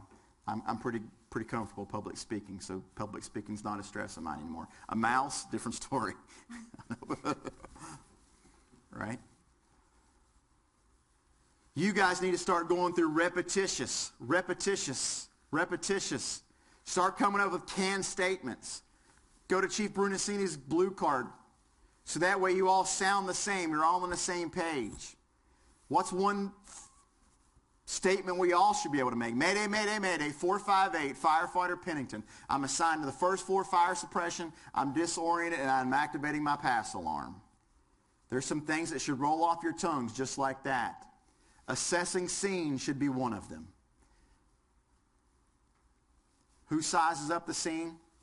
We all size it up. Where's the fire at now? Where's the fire going to be later? And how can we stop it? If there was someone alive in that building, where would they be? Where's the bedrooms? Where's the kitchen? Where's your secondary means of egress? All of these things start going through your head. And the problem is it's not always the officer's responsibility to do this. The firefighters need to be involved in the process. Because as a fire officer, what do you got to do? You've got to worry about the guy or girl driving, the route to get there, the water supply. Oh yeah, by the way, I got to put my turnout gear on, remember my hood, my gloves, figure it out. I got to walk around the house and all this. What's the firefighter got to do? I got to take selfies on the way. Whoop. I'm kidding, Chief. I'm kidding. That was supposed to be a joke. It was a bad one. That's okay. But the firefighter could be looking for down power lines, holes in the floor, clutter, and signs and cues and clues of heavy contents if you just communicate with your firefighters and officers. Hey, Ryan, do you see anything? No, Cap, I think we're good to go. 10-4. Let's go. When does it start? When does your assessment of what you're going to start? It always starts with beep, beep, beep, beep, beep. You all got those dispatchers? We got a happy beeper. Beep, beep, beep, beep, beep, beep. Stations units respond to 123 Main Street. We've got a report of a structural fire. We're receiving multiple reports of people trapped in the back bedroom with smoke and flames visible. Is that the one where you hit the reset on the pager and go back to sleep? Nope. I'm out and rolling. See ya. Gone. What did that initial dispatch tell you? We have a high suspicion of a working structural fire. We've got high suspicion someone's in that back bedroom. Your size up has started. Uh-oh, we got a question. Hope I can answer it.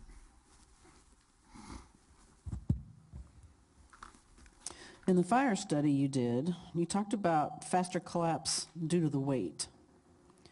What would you estimate the additional weight be per square foot of the house of a hoarder? Any idea what percent of weight is added per square foot? Depends on so the question is, how much weight is added? I can't answer that. And I can't quantify it because there's no consistency in what they collect. So what I try to tell them, and we're going to get to here in a few minutes, is if you walk in and find a NASCAR hoarder with 4 big blocks in the front door, it's going to be more than a yarn hoarder. Does that make sense?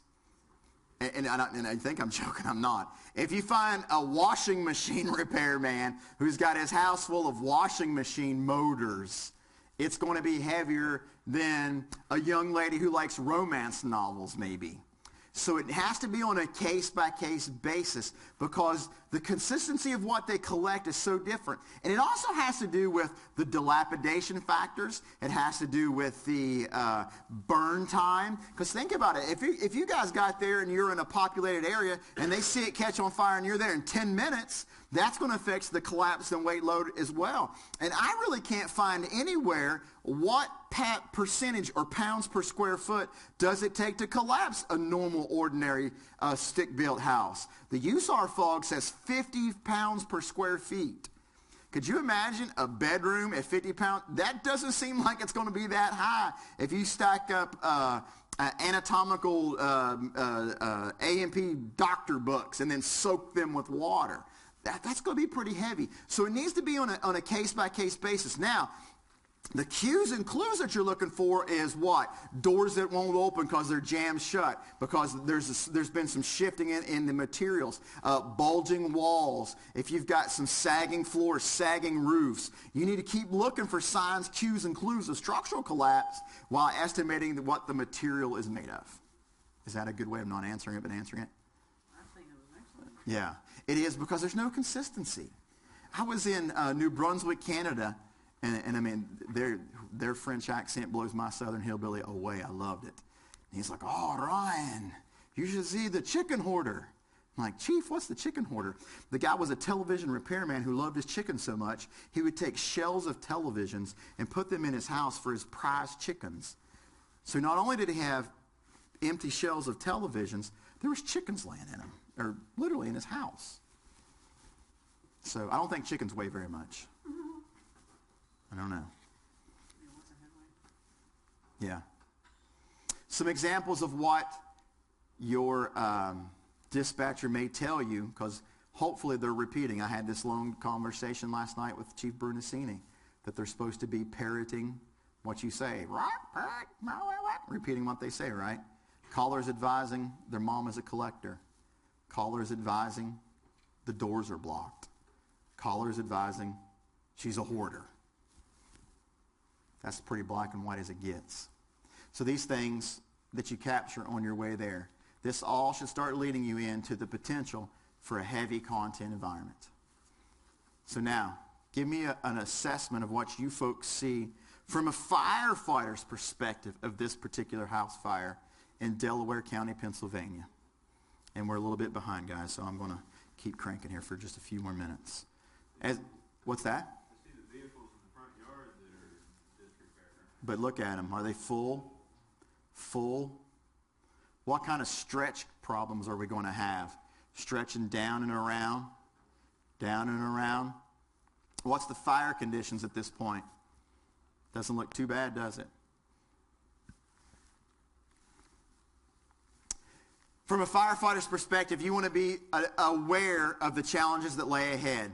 The guy from Shepherdstown that made the 400-foot stretch said, "Ryan, by the time I made the 400-foot stretch to the porch, I was gutted." He said, "I couldn't go in." Because of the challenges of the debris, he was like, "I had to hand the nozzle off." He's like, "It's almost like the mortal sin to hand the nozzle to somebody else." And he was a pretty fit feller. Remember, these conditions will push even the most fittest firefighter to their limits. So as a firefighter, your size up should be, where's the fire at? Where's the fire going? Where's the air coming from? Where's the air going? Where does my initial hose line stretch go to? If I get in trouble, where can I bail out of? Is there any power lines down? This is the whole thing that needs all firefighters should be going through. Where's the fire at? Where's the fire going? Where's my stretch going? If I get in trouble, how many windows are down the side that I can count? Is there 3 windows? So if I'm 3 doorways down, I know that I'm probably getting pretty close to the back. Where's the kitchen? Where's the bedroom? It's more than just pulling a hose and going the front door. There's more involved to that. Because listen, I'm getting to the age where I'm getting in the heart attack range, and I keep eating cheeseburgers. I might have one someday. So if me and you are together and I go down, I want you to know where the freak you're at. Right? Is this a heavy content environment? Could you make the call from that picture? If you can't, go look a little further. The officers have the same problems. An officer, a street-level officer, is still a firefighter. They still have to wear their hood, their gloves. They still have to stretch lines. But you add that to being the person in charge having to do the walk around, the size up, and making these decisions. So what's an officer's perspective of the same fire? Where's my first line go? Where's my second line go? Chief Isaacson said last night, he said, if you ever see any of my fires, from a wastebasket fire to a 10-alarm job, there's always 3 lines on the ground, because we can always pick up 3 lines. I'm taking that home with me, and I'll give him complete credit. Thank you, Chief. 3 lines. Initial attack line, backup line, and then the exterior just in case things go bad, I guess. I don't know. I love it. Where's the fire at? Where's the fire going? If there's a live occupant, where could they be? Do we have a heavy content environment from these 2 pictures? Yes? No? Maybe? Getting close. The chief officer's perspective, we got to go 1. How many companies do I have responding? What's our level of personnel? What's our staffing at noon on a Monday? Our staffing at noon on a Monday is very minimal. We got to go about 4 departments deep to get the number of staffing there. Do I have a rapid intervention team? Once they make that heavy content announcement, do I need an additional heavy content or a rapid intervention team? If you discover heavy content, do I need a backhoe? Is it full of 600 chihuahuas? They had one down in the Texas area that had 200 rabbits. These are all the things that we need to get out ahead of time. So now let's watch just a little bit of video real quick. And this is out of Delaware County, Pennsylvania. These guys had back-to-back-to-back fatal hoarding fires. This is a fatal hoarding fire or a fatal heavy content fire. Look at the challenges they faced. A heavy fire volume at this point, because what did it have? It had plenty of air. Look at their access issues. It was just a tragic day. These guys went up once again above and beyond. That's why you folks need to start getting prepared for this. This is a master stream fire at this point. Could someone still be alive inside that house? Highly, highly, highly, highly unlikely. Are we going to give up on them? That's going to be up to you guys to decide. These guys didn't give up. They kept working to the point where they almost put themselves in danger, till the chief finally had to come back and say, guys, no more. Chief Brunacini uses the term, hey guys, this building's shot in the head. What do you do for somebody who's been shot in the head? Nothing. They've been shot in the head. Yeah. Sometimes it's a no-win situation. Delaware County, Pennsylvania, folks, had a no-win situation. Set up the master streams, try to contain the air as much as possible, and make sure everyone comes home safe.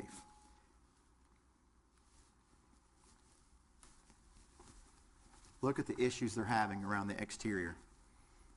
Is that going to be challenging for your firefighters? Listen, I'm not the pillar of fitness.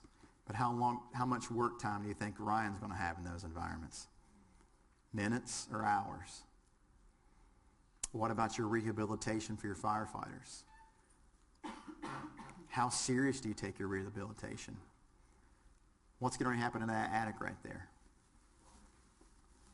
And why is there no fire shooting out of that attic space right there right now? All right. Where's the neutral plane at in that doorway? At what height is the neutral plane? 2 feet, 3 feet, 4 feet, 5 feet, or at the top of the door? Top of the door. What does that indicate? Usually means the fire is above you. Usually. Tragic day.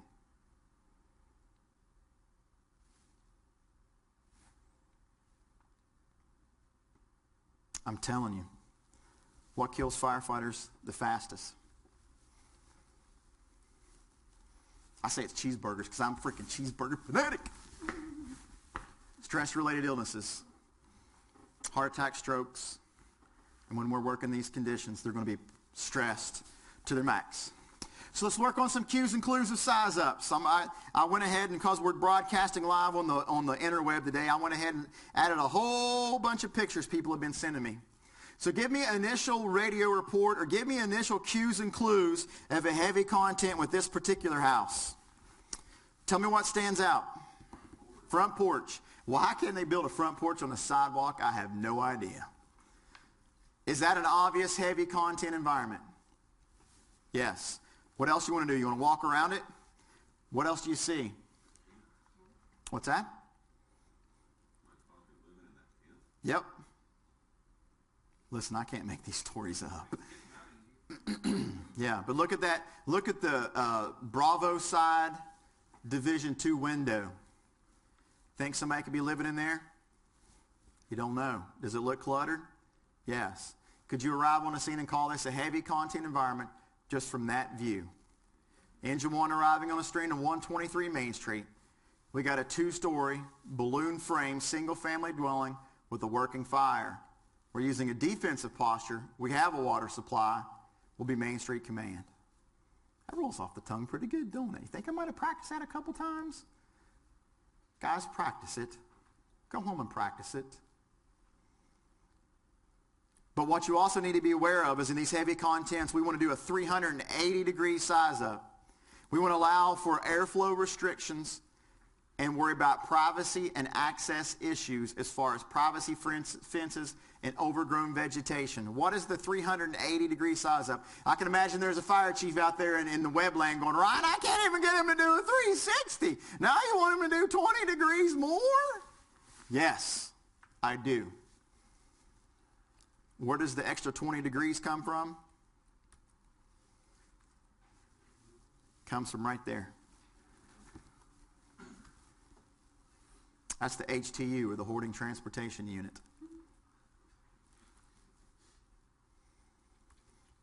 I get them all the time. Hey, Ryan, came out of the gym the other night. Look what I found. I was thinking of you. Love you, man.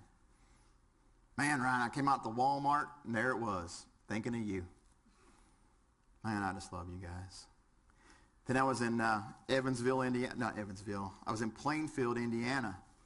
And they're like, Ron, we've got a captain out here that makes us think of you. Come on now. You guys ever seen Vacation? National Lampoon's Vacation? Huh? Yeah. Their captain actually drove one of those. But then what happens when their HTU catches on fire? Heavy content in their vehicles means heavy content in their house. It's almost 100%.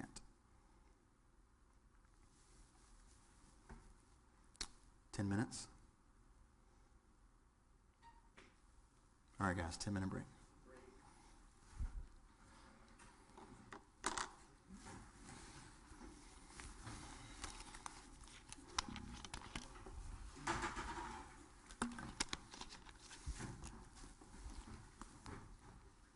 How's the tweeter going?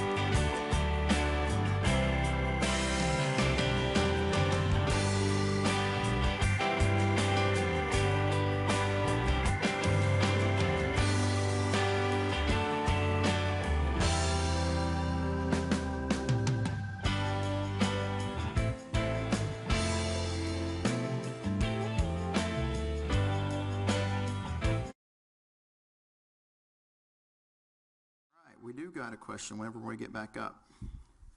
So somebody posted a question to me on Jump Seat Views. So are we back? Yes. All right, well, welcome everybody back.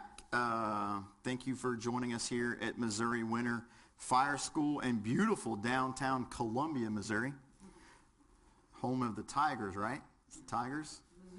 Mizzou Tigers. So now I can root for Mizzou Tiger because they're not in the Big 12. If they're in the Big 12, it'd be kind of touch and go. But they're in the SEC, go Tigers, right?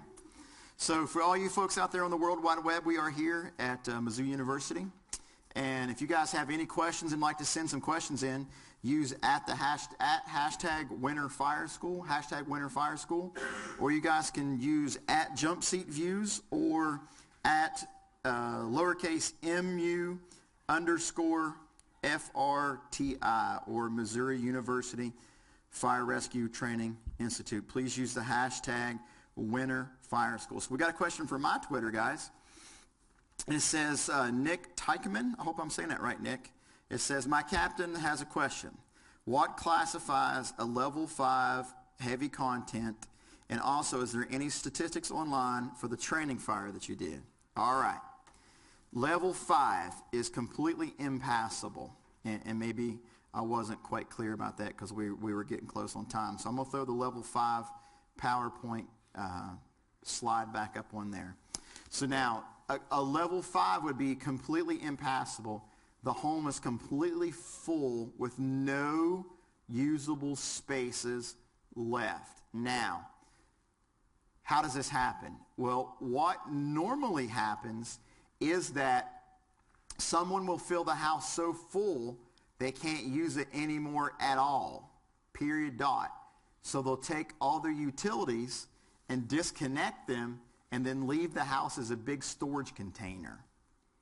They'll board up the windows sometimes, sometimes not. But then they will make it so it's completely, or we've identified it as no utilities, basically a vacant dwelling used for storage.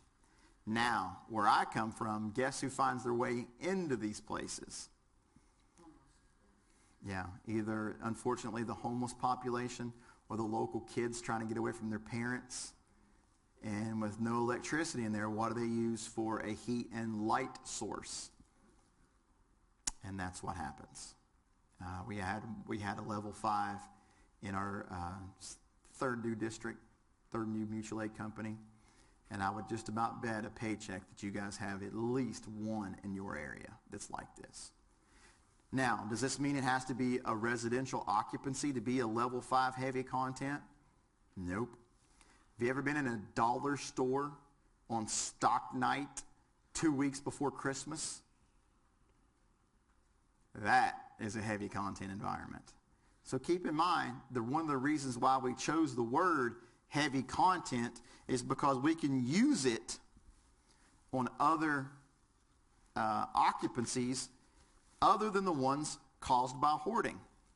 So now, I'm going to flip the script and go off the script. Any of you guys like watching Gary Vaynerchuk? He's an entrepreneur, and I'm going off script for a minute. Tell me another occupancy in your area,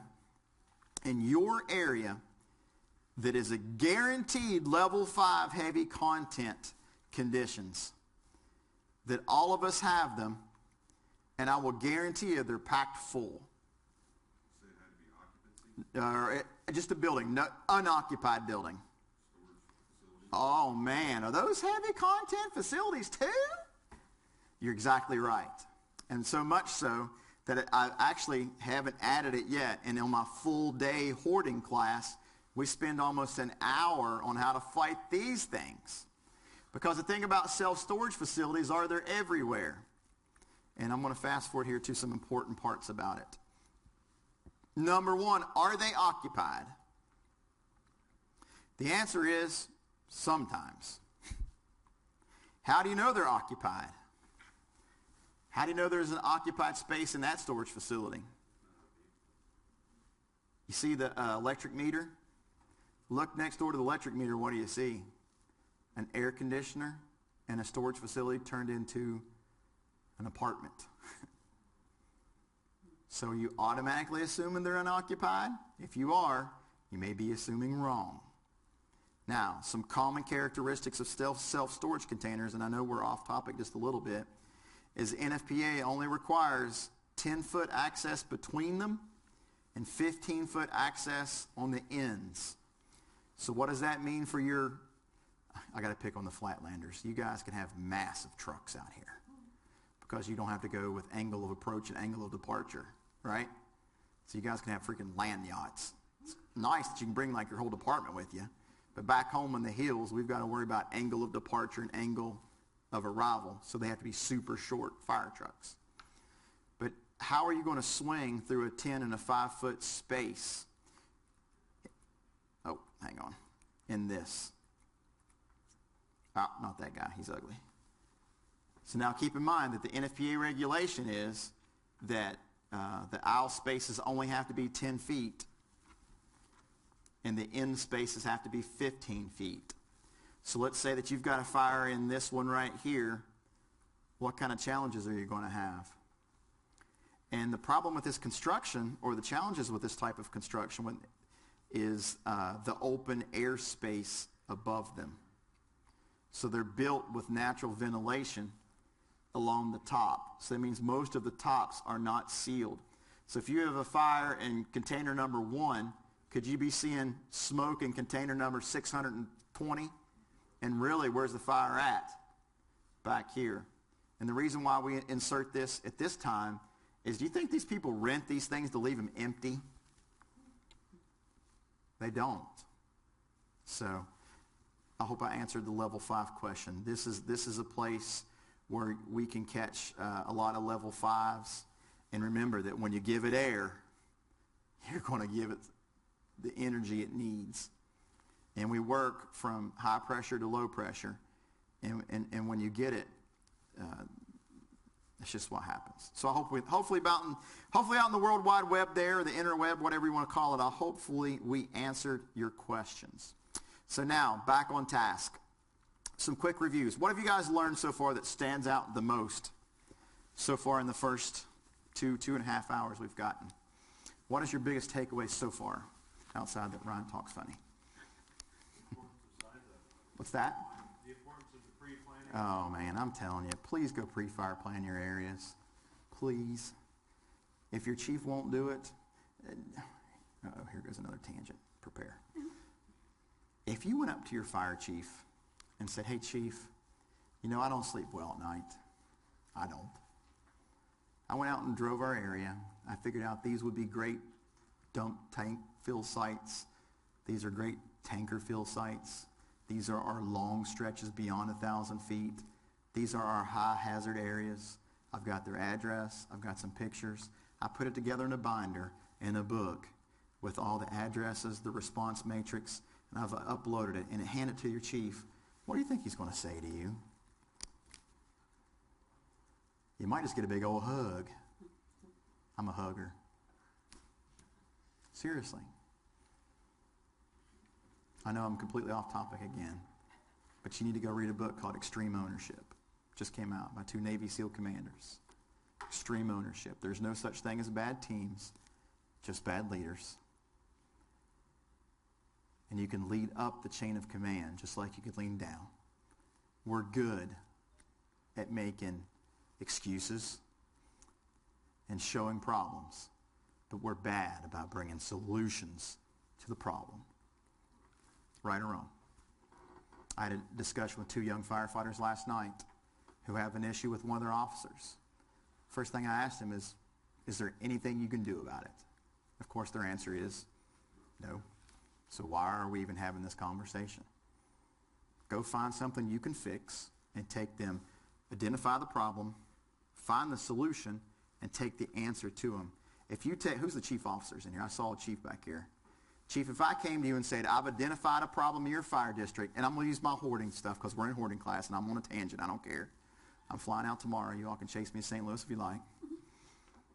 If I identified a problem of hoarding houses, I'll reach out to Ryan and say, Ryan, can I find the hoarding level scale? Yeah, here's some resources. You can do it. This is what I would recommend that you do in your area. I drive around your district, identify all the potentials that I think have heavy contents into it. I figure out where our trucks should go, how long the stretches are. By the way, Google Earth Pro is now a free download, and it can measure by feet how long the roads are from the houses. If you go to Lowe's to get an estimate on your roof, they don't come to your house anymore. They go to Google Earth and use a measurer to measure the square feet of it. If I come out and I say, Chief, we've got 10 heavy content houses in your area. Here's the longest hose stretches. Here's where I think the tanker fill sites, the truck fill site should be at. The person lives here. Here's the numbers and their solutions. What are you going to tell me? Yeah, you're probably going to hug me. Because we're good at making excuses. We're bad at bringing solutions. And one more second, I'm going to get back on hoarding. I had an aha moment as a leadership after reading Extreme Ownership. In my volunteer house, I haven't been around for very, very many weeks because I have a new position. I'm going to get a little choked up because this is what it's about. And this is what we should be about. We got new gear. Hot dog, boy, I can't wait to burn this stuff up. Right? I got my new gear on, man. I'm assistant chief.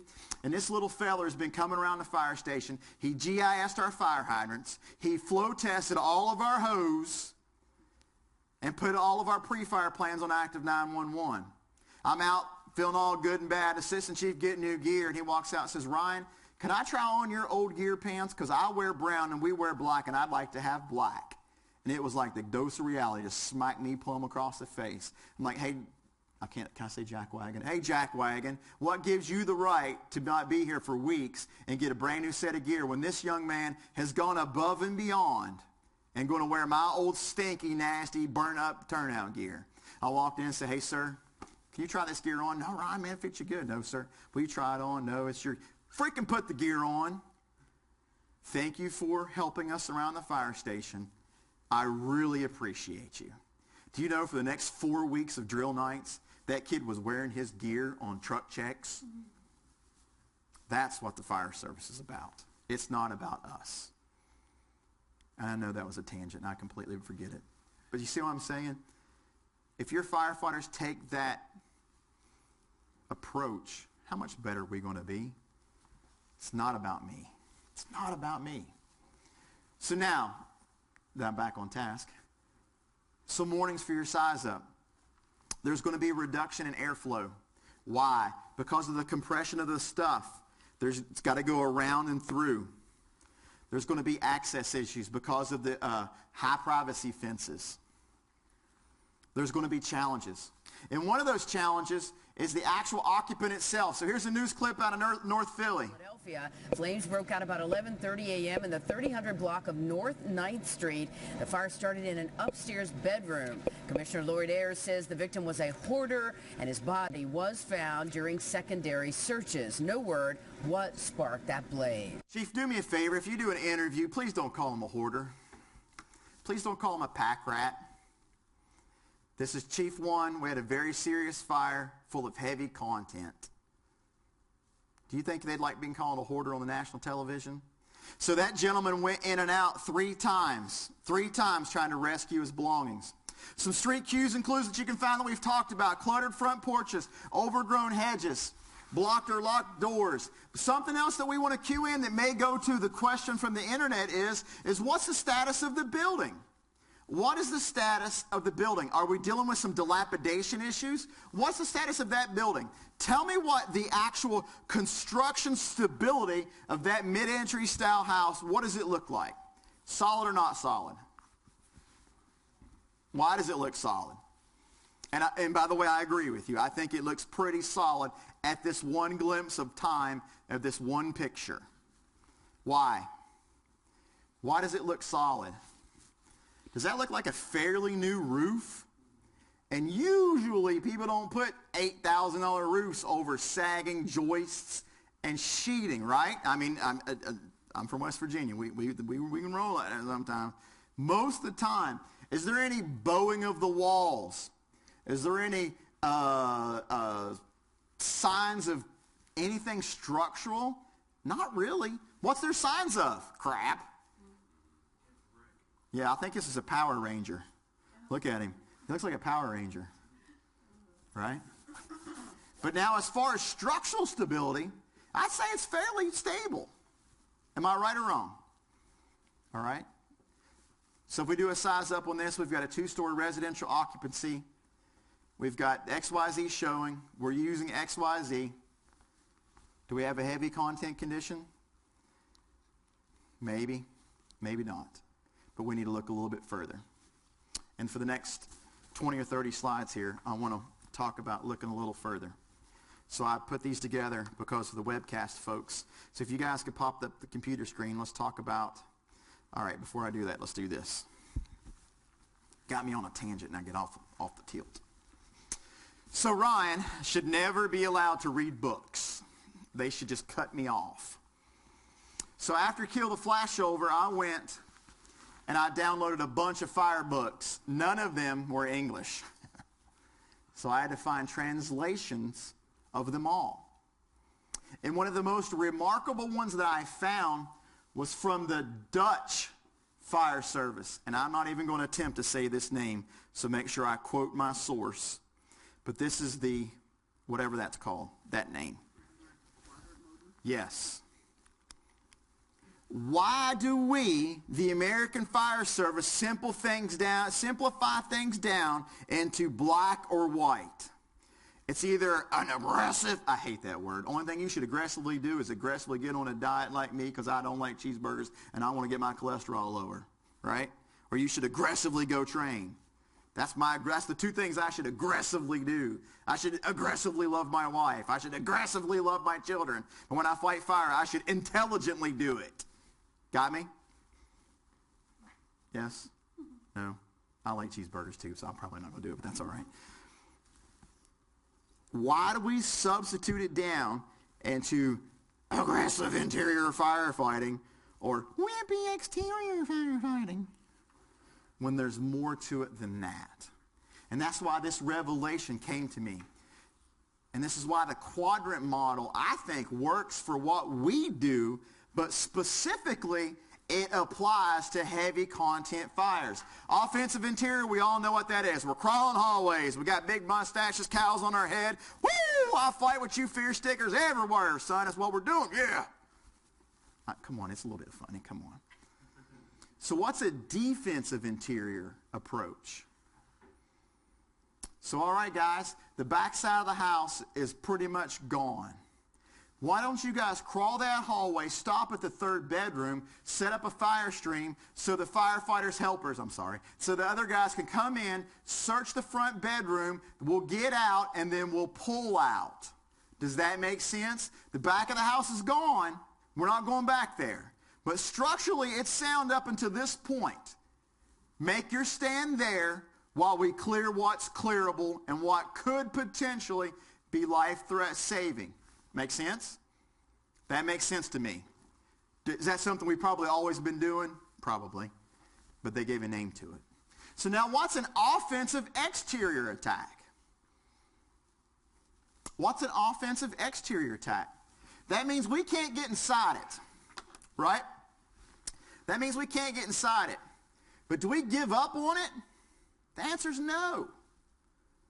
The answer always has been and always will be no.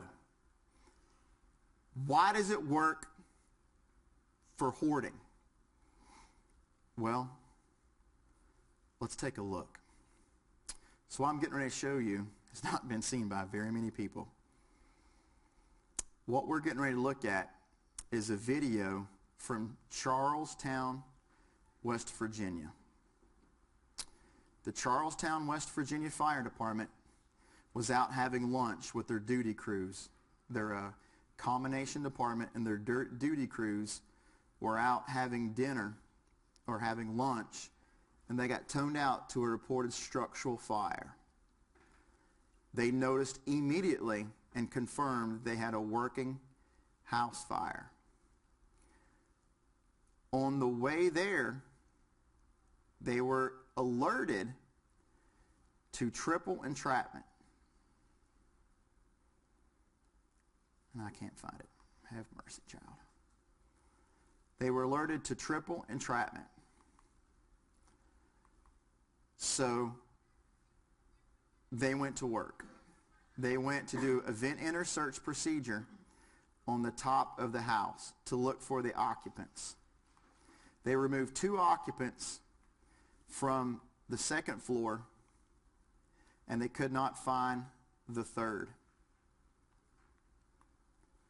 Over the amount of time, they realized that the only place that they had not searched was the actual fire room. The actual room of origin of the fire is the only room that they had not searched. Did they give up and go home? No, they did not. They kept working and attacking it from the sides to get in and get it. And I'll find the video on the break, but let me show you guys the slides from it. They couldn't get inside the fire room because of the volume of fire. So what they did was they readjusted. They took out a side window and stuck their head through the side window and found her. So here's the pictures, and I'm sorry that it's not popping up. Remember this house? So they did the vent enter search in that. Now, listen, I'm not here to judge anybody on their tactics. Do I think they went above and beyond that day? Absolutely. Do you think anybody could be surviving in that environment? I don't know. But if you look down by the floor, look how clear the floor looks. Because you're beneath the neutral plane and out of it. But in the process of doing that, when they came back around, and I'll show you the video after the next break, as they did a window seal removal on this window right here, and they found her laying inside that window. So now, would you consider that an offensive exterior attack? I would. Because they still had an unaccounted for occupant that they were not giving up on. Just because you're not inside the structure doesn't mean you're still not trying to actively perform the rescue or actively perform fire attack. And I'm going to ask you guys here shortly of how you would apply this, particularly to the hoarding conditions. Oh, here it is. Oh, dummy. I even put it in the slideshow. So let's watch it. No wonder. So at this point of the fire, Charlestown is about 20 minutes in. They've rescued 2 occupants from the second story off the balcony. Shepherdstown, like Elyria, Ohio, pulled back the curtain. And I mean really, really pulled back the curtain and shared their lessons with me. And if you guys want to listen to it, it's on chamberofhoarders.com. And yeah, I know. I need to change the name a little bit, but that's what I started with 5 years ago, and it's kind of stuck. A couple things happened with this fire. Number one, when they first arrived, someone told them the lady was in the wheelchair. But just like in the fog of war, in the fog of first arriving companies, they didn't pick up on that little nugget of information. Because normally, where do we start going and searching for? In bedrooms. So they went back, and this is the lieutenant up there in the white helmet. Well, what's left of the white helmet is pretty much burnt off his head. Him and his crew got the 2 people off that self-extricated to the balcony. He directed a fire stream to keep the fire under control as he committed himself to do that vent enter search. And you guys saw the picture how bad it was. My first question was, LT, how did you stay oriented? Because I was expecting him to say, I don't know. But to his credit, he said, Ryan, there was 2 beds. And I knew that if I held onto this bed and got in this pathway and hooked my hook to it, that I was always oriented to the exit. And I was like, man, you're a genius. I mean, you might be, well, maybe not so smart going in there, but it took a lot of guts to go in there. It really did. But he said once he got down into the pathways, there was hardly no heat at all because of the mass, right? But he also said if he wouldn't have had his jump seat firefighter knocking the flames back while he was searching, he would have been in a really bad spot. So once they cleared side C, they went to come down that ladder. And if you can look really close over there, somehow the ladder had slid down on an extension cord that was stealing power from the neighbor's house. I can't make this up. Right? The ladder was energized and they couldn't get back down it. So we're 24 minutes in, 26 minutes in. And they come to the conclusion that they've searched upstairs. This is the lieutenant's helmet camera walking around.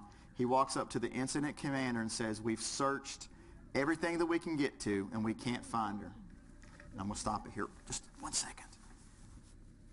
I'm going to stop it right there.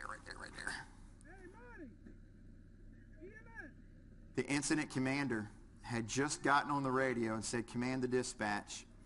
We're switching from, fudge, I know I was going to do that. We're switching from an active rescue into recovery mode. But the lieutenant and them had not given up. And by the process of elimination, they knew that the only place they had not searched was that room. The lady had gone for the window, fallen out of her chair, and she fell right beside the window, and a stack of her own material covered her up. They had flowed water in that room for approximately 31 minutes over top the occupant the whole time. Unknowing, not knowing, to their credit, not knowing she's in there.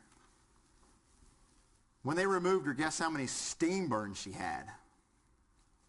None. Now, radiant burns, she was burned severely. But she survived. 31 minutes, can't get inside it, but they didn't give up. They did a windowsill removal, and what the lieutenant, to his credit once again, man, he was a stand-up guy. Ooh, great guy. He said, Ryan, I heard her going,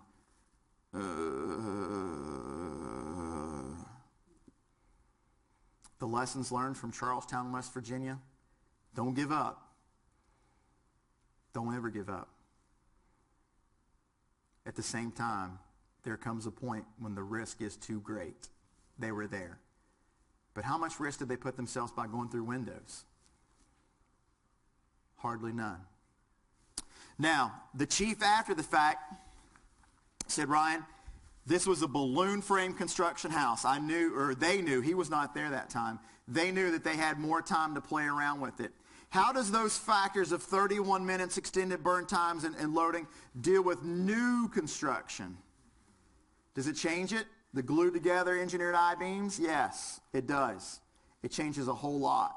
So that's why when the guy asked the question out in TV land, is you've got to take these factors into account. He said that the chief said if this would have happened 2 miles down the road, that lady would have never lived because the lieutenant would have already pulled them all out and called the end loader in because the construction wouldn't support the weight plus the burn. You get with me?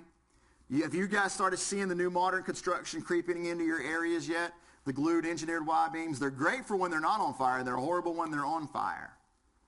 That's why I would consider it an offensive exterior application of our skill set. Now, the biggest takeaway that Charlestown, West Virginia told me is they only had one ambulance on scene when that lady came out. She got it. And once they removed her, the lieutenant and 2 of his firefighters were done. Exhaustion. They had to go to the hospital. But you think about it. 31 minutes of the most intense fight of your life with 3 victims trapped, heavy fire conditions, 31 minutes of physical exhaustion, back-breaking labor. He said, Ryan, you should call more ambulances in because your guys are going to be pushed to their extremes. These guys should get medals for this because they didn't give up, but at the same time, they cautiously, aggressively, whatever you want to call it, went after. That's what I would call an offensive exterior operation. All right, so let's go. This is the participation point. I watched Creed the other day. Man, it's a great movie. Great movie. Let's talk about some size ups. Give me a size up of this particular structure and your terminology for your station. Somebody jump in there. Two-story residential structures, heavy smoke and flame showing, alpha side, delta side. This will be Main Street Command, have all units level 1 stage. Nice. I like it. Do you see any cues or clues of heavy content conditions? Because you know this is Horton class now. Do you see any cues or clues that stand out as something that you should report, look deeper, or further investigate? I hope not, because this is not a Horton house. This is Don Juan's hair salon, and he can put a fade on you like nobody's business. Just so happens I was driving home, saw the header. Ooh, got the camera. The reason why I share this particular picture is your size up was really good. Not all of them have the heavy contents, but at the same time, I don't want you to change what you do. So this is a 2-story mixed occupancy wood frame dwelling with a working fire. We've got a defensive posture. We have our own water supply. Truck 1 set up for defensive operations on side B Bravo. Engine 2 takes side C, establish a secondary water supply. We'll have Main Street Command. These things are repetitive. Actually, this is a friction fire. A bad investment rubbing up against a good insurance policy because, look, it was for sale. So now let's do it again. Let's do another size up and see what you can find for cues and clues. What do you see here? It's not on fire. But what do you guys see? Let's say there's just a trickle of smoke coming out. Give me a size up for this one. Somebody else. This thing working? Hello? Come on, guys, jump in there. Oh, yeah, you guys use the microphone. Oh, you guys have had a bad day now. Look, oh, there you go. He's already got the microphone. All right, boss. Tell me what you see. Yeah. Turn it on. Oh, come on. You got to turn it on. Or single story. Turn it on. Man, we're all brothers and sisters here. Hello, mic check 1 2 1 3. Ryan P in the place to be. Let it free. Oh, sorry. All right. Got a single story, heavy content on the front porch in the front yard. Nice. The first time I ever heard over the radio at home, I almost started crying. Engine 6, you're going to a heavy content. I was like, oh, she said it on the radio. Good job. Good job. Is it a heavy content? Absolutely. What's some cues and clues we're seeing? Clutter in the front porch. You think we can gain access through the door right there? If the picture wasn't so blurry, it's actually got a padlock on it. That's a level 5 yeah, that big H word. They don't live there no more. They moved out. Why? They moved around back in their apartment because it's so full of stuff. We found it on a medical run. The mutual aid company found it. This is the house that he was describing. This is the house they live in now. Guess what? They're filling it too. But look what you've got that's blocking your way. What do we want to do? Look behind that fence. What do you see behind that fence? Blue tarp, Chief, blue tarp. We got a blue tarp. Oh my gosh, Ryan said if we got a blue tarp, it's so heavy. Heavy content. I'm going to get fired up again now. That's why we look around fences. That's why we pull down fences. That's why we look in places. Is that a heavy content environment? The answer is yes. The answer is yes. All right, get that microphone out.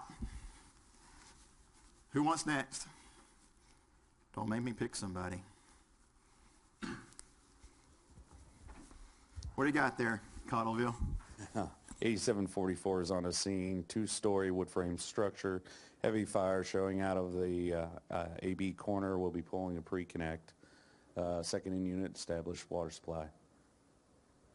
What the freak is with the sleepers, man? It's always the quiet guys that rock it out, right? Good job. Good job. Great job. Any cues or clues of heavy content, though? Are you a chief officer? No. Captain? Lieutenant? Firefighter. Firefighter. That's even better. Jumpsuit rules. All right. Not that I can see right now with the way the smoke is off to the delta side. Great size up. Great size up. Great size up. Great size up. Is it a heavy content fire? Yes. Why? Because you're in heavy content class and I said so. No. This happened in one of my buddies' districts up in New York. Surprisingly, it was pretty full. It was pretty full. But there is no cues or clues on this one. Just go ahead and pass the microphone down. Let's do another one.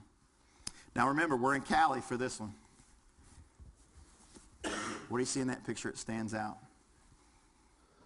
Cameron Fire 136 on scene, residential fire, smoke showing, heavy content on the front porch. We'll be setting up at the front door. Nice. Nice. Is that just a little bit aggressive with the heavy content? Yes. Do I mind it? No, I don't. Because if you did it. Because if I give you the other pictures from around the building, guess what you're going to definitely know?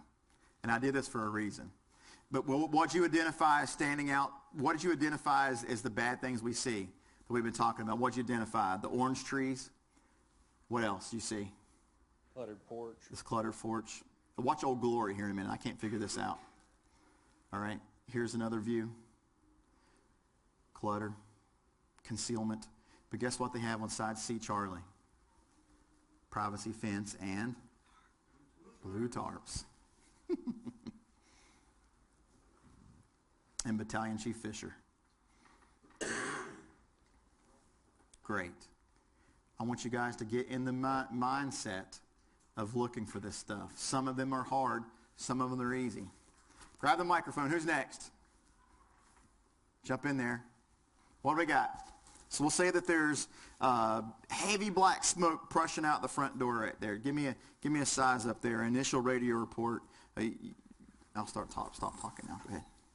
1260 on scene.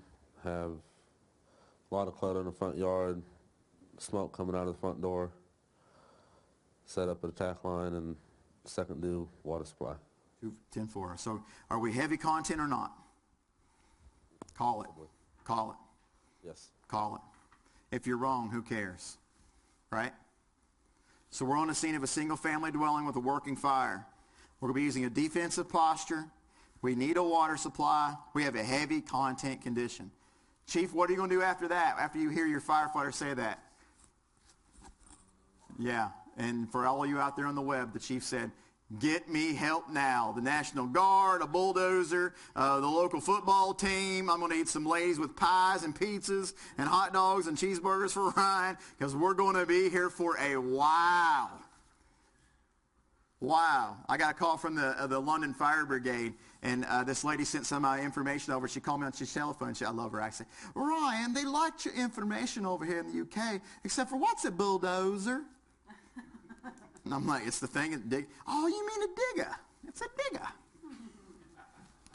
I love the way we all look the same and have dialects and twangs. I try to get rid of mine, but usually when I get ticked off, it comes out, y'all. All right, what do we see here? Can we suspect that in Baltimore City, that's a middle of the row that has stuff in it? The answer is yes. The pictures were sent to me by Maryland Firewire or MD Fire News. The engine actually got trapped in there, and the firefighters' helpers had to go save them. I'd hate to be at their dinner table because the truck company had to go in and breach an interior wall to get the engine out. I bet those guys will never leave that one down. Never live that one down. So somebody else grab the microphone for this one. Pass the mic. Dude, that's like freaking open mic night, right? Now, if you can hip-hop rap it, you get extra credit. You don't want me to do that. All right. What do you see here? We'll say that we've got smoke coming from side C, Charlie. What stands out about this particular house here? Go ahead. You got to talk in the microphone, though. Don't worry, there's only like 4,000 people listening. No big deal. I'm kidding. So what do you see? Standard construction from our district. Right.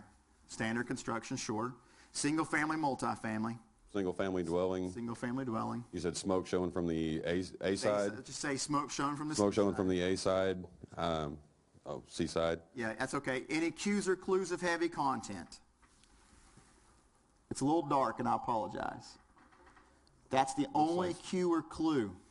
But now this is a tricky one, and I'm sorry you got the tricky one. Usually I give out stickers, and I'm out of stickers. Look at the backyard of this place. They've got St. Bernard's, and I know the picture is just a little bit dark, but they got St. Bernard fence taking up the whole backyard and the back door. This is the most unique hoarding environment I've ever found. They moved out because they inherited another house, and this whole house is ran by the St. Bernards. There's no humans live in that thing. It has clutter plus St. Bernards living in it. No people. That is a big old doghouse. Literally. You can't make this stuff up. I mean, you really can't. All right? Is this an easy one? Oh, look at there. All right, we'll just keep going. You guys can just keep going. Is this an easy one to make a determination that you have the potential for heavy content?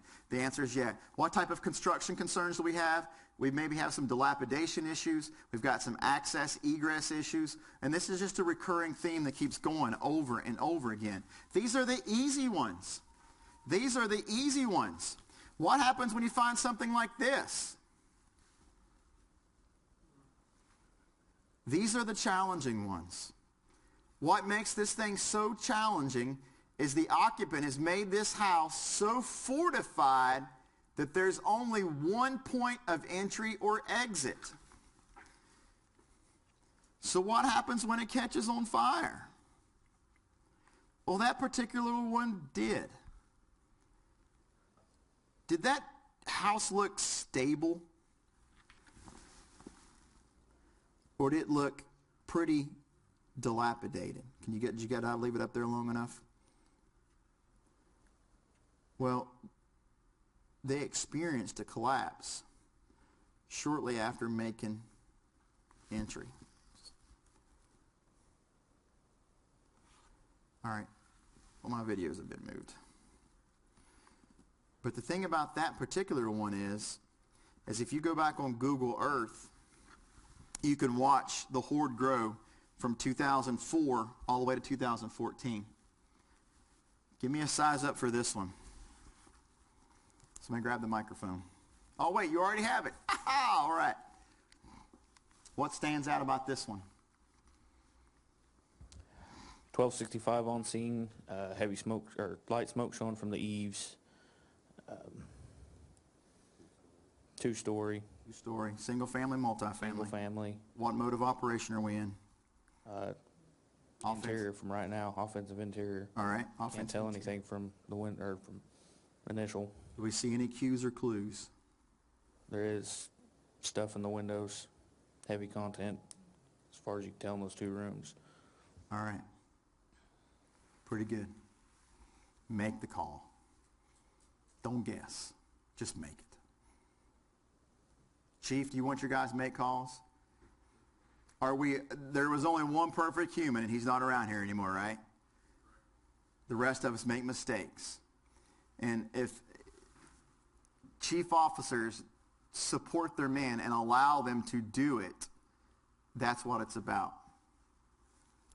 Make the call. Engine 1 arriving on the scene of a two-story residential occupancy with light smoke showing.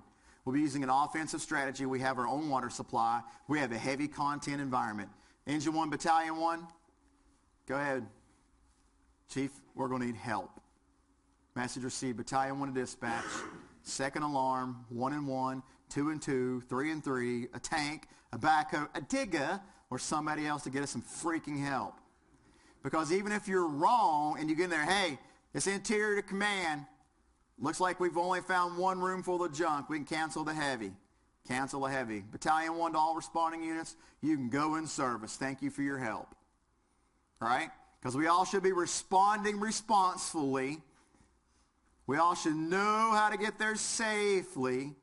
And if my guys and gals are going to work, I want rehab there. I want rapid intervention there. And if it's going to take an extended amount of time, let's get people on the way now. Period. I'm telling you, when I'm working, when I'm making calls for my volunteer house, I call everybody. I'm like, let's see, you know that division between the eastern and the western part of the county? Yeah, send everyone west. I'll tell you when to stop. Just keep sending them. And it's just the way we are. We're understaffed. It's just the way we've got to operate. And this particular one was Elyria, Ohio. The reason I throw the Elyria, Ohio one is they actually had to trim some of these trees to do vent inner search of the upstairs bedrooms. Now, remember, this is the picture of Elyria after it. How much of this stuff is burned? Hardly none of it. hardly none of it, but it was still a fatal fire. This one is one of the most remarkable pictures that I've ever seen. And in a 4-hour session, I can't get my geek on. And I'm a geek, I'm telling you. I've been studying fire dynamics all the way down, if you're listening, buddy, thank you, all the way down to the molecular level of pyrolysis with what he calls methane, carbon, and oxygen. I've been studying pyrolysis, which is fire, all the way down to the molecular level. If you want to talk later tonight, you know where I'll be at over there. We'll talk real geek stuff. But this one particular picture is one of the only pictures I've been able to find that's got a unidirectional flow path caused by junk. And for the purpose of a shortened class, what's a unidirectional flow? That means the air is only going one way, right? Preferably not the way you're going in either. I asked everybody, I live in an area with rivers. How hard is it to swim up the stream as the dam releasing? Versus if I jump in there with a rubber ducky, where am I going to go? Probably Missouri. It's a big dam. That's how firefighters should operate, on one-way streams going away from you. Go read the Mark Falkenham report. Go read the San Francisco firefighters that got caught in unidirectional flows. Go to UL Fire. If Sean Gray's here, go find him and ask him the difference between a bidirectional and a unidirectional flow path. I don't have time to go there now. But what I want to do show you is this is a multi-family dwelling with hoarding at level 4, and it was compressed. The stuff was compressed so the pressure was high. They pop a window, what just happens to the pressure? It releases from the container. High pressure always goes to low pressure. That's why that neutral plane is a constant mixing of high and low pressures. That's why when you open the door, you create a bidirectional flow. The airway of the fire is underneath. The exhaust port of it is on top. This is the only picture I've been able to capture or find the MD Fire News sent to me where we had a unidirectional flow caused by the crap.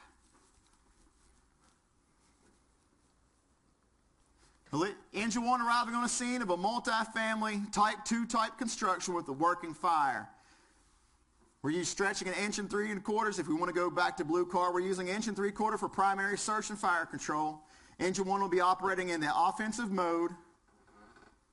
I have no clue that there's heavy content now because I can't tell. But when I get in, interior to command, we're experiencing a heavy content environment. One more. What does this look like?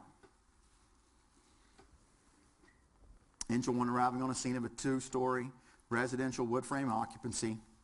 We have a working fire. We're using an offensive strategy. We're identifying a potential for heavy contents environment.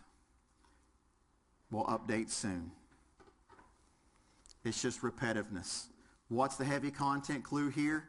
Looky here. This is Fort Worth Fire Department fatal hoarding fire. Just remember, these cues and clues are constant. So now, look behind the fences. Check above this aerial view. And oh, don't mind my hand. Is that a heavy content environment? I'm telling you, these things can be found if you just open your eyes. Who's yawning? All right. Now, how can we enhance our size up? We see, firefighters of today, we come with technology. This video is compliments of Project Kill the Flashover. The instructor that teaches this class is the name of Andy Starnes, Joe Starnes. What can you see through this video? Not only can you see the fire, is that super hot gases? It's hot gases. But if you look underneath the fire there, what do you see in there? Clutter, What does the windows look like? Remember, thermal imaging cameras can't see through glass. But can you see that it's hotter behind that glass? So now, what happens if we take that thermal imaging camera and walk around the house? Oh, they're going to shut the door here. And you can watch the temperatures cool off. Of course, we can see this with the naked eyes. But let's take a stab at what it looks like inside. So what you guys are getting ready to watch is, once again, compliments of Project Kill the Flashover. This is Project Kill the Flashover Burn 7-1. My hypothesis for this fire, when I went to Joe Starnes, he says, Ryan, we don't burn just to burn. We want to burn to prove or disprove theories. So my hypothesis for burn 7-1 is that it is in ventilation limited conditions, which is what? Has airflow or doesn't have airflow? Does not. In ventilated limited conditions, the hoarding fires can go into smoldering states, and the pathways created can shield the firefighters from actual heat that we talked about earlier. So what you guys are looking at is Project Kill the Flashover Burn 7-1. This is the optical, what you see on arrival. This is a thermal camera placed on the ground with the dot aimed at 48 inches from the ground. So this is about where your head would be if you're crawling. This is an optical camera set right beside a thermal camera, looking from side Charlie out the front door to side Alpha. This is a thermal camera set to watch the fire room. The fire room is near the BC corner. So this camera is set over on the D side, watching the burn room into C. Now, let's just let it run and see what you guys can see. Now remember, when you're watching thermal imaging cameras, you always have to know what scale you're on. What does that mean? That means you can't just read the little temperature down in the corner. You got to read the pallet, P-A-L-L. I have a hard time saying that word. The scale. So keep an eye on the scale. What's the hottest temperature you see on the thermal imaging scales right now? Specifically on the bottom right. What's the highest temperature on the scale on the side? What's this? 390? All right. Remember, this is a research burn. These are not 1403 burns. These are all well-qualified live fire instructors. We're using 1.5 inches, and we're flowing Class A foam with this. The Class A foam was mixed at about a 0.1 to 0.3 ratio. Now, this is my disclaimer. For this research burn, we had complete and utter control of the air tracks. There is no air available in this house. All the interior doors are shut. All the exterior windows are in place. Does everybody understand this?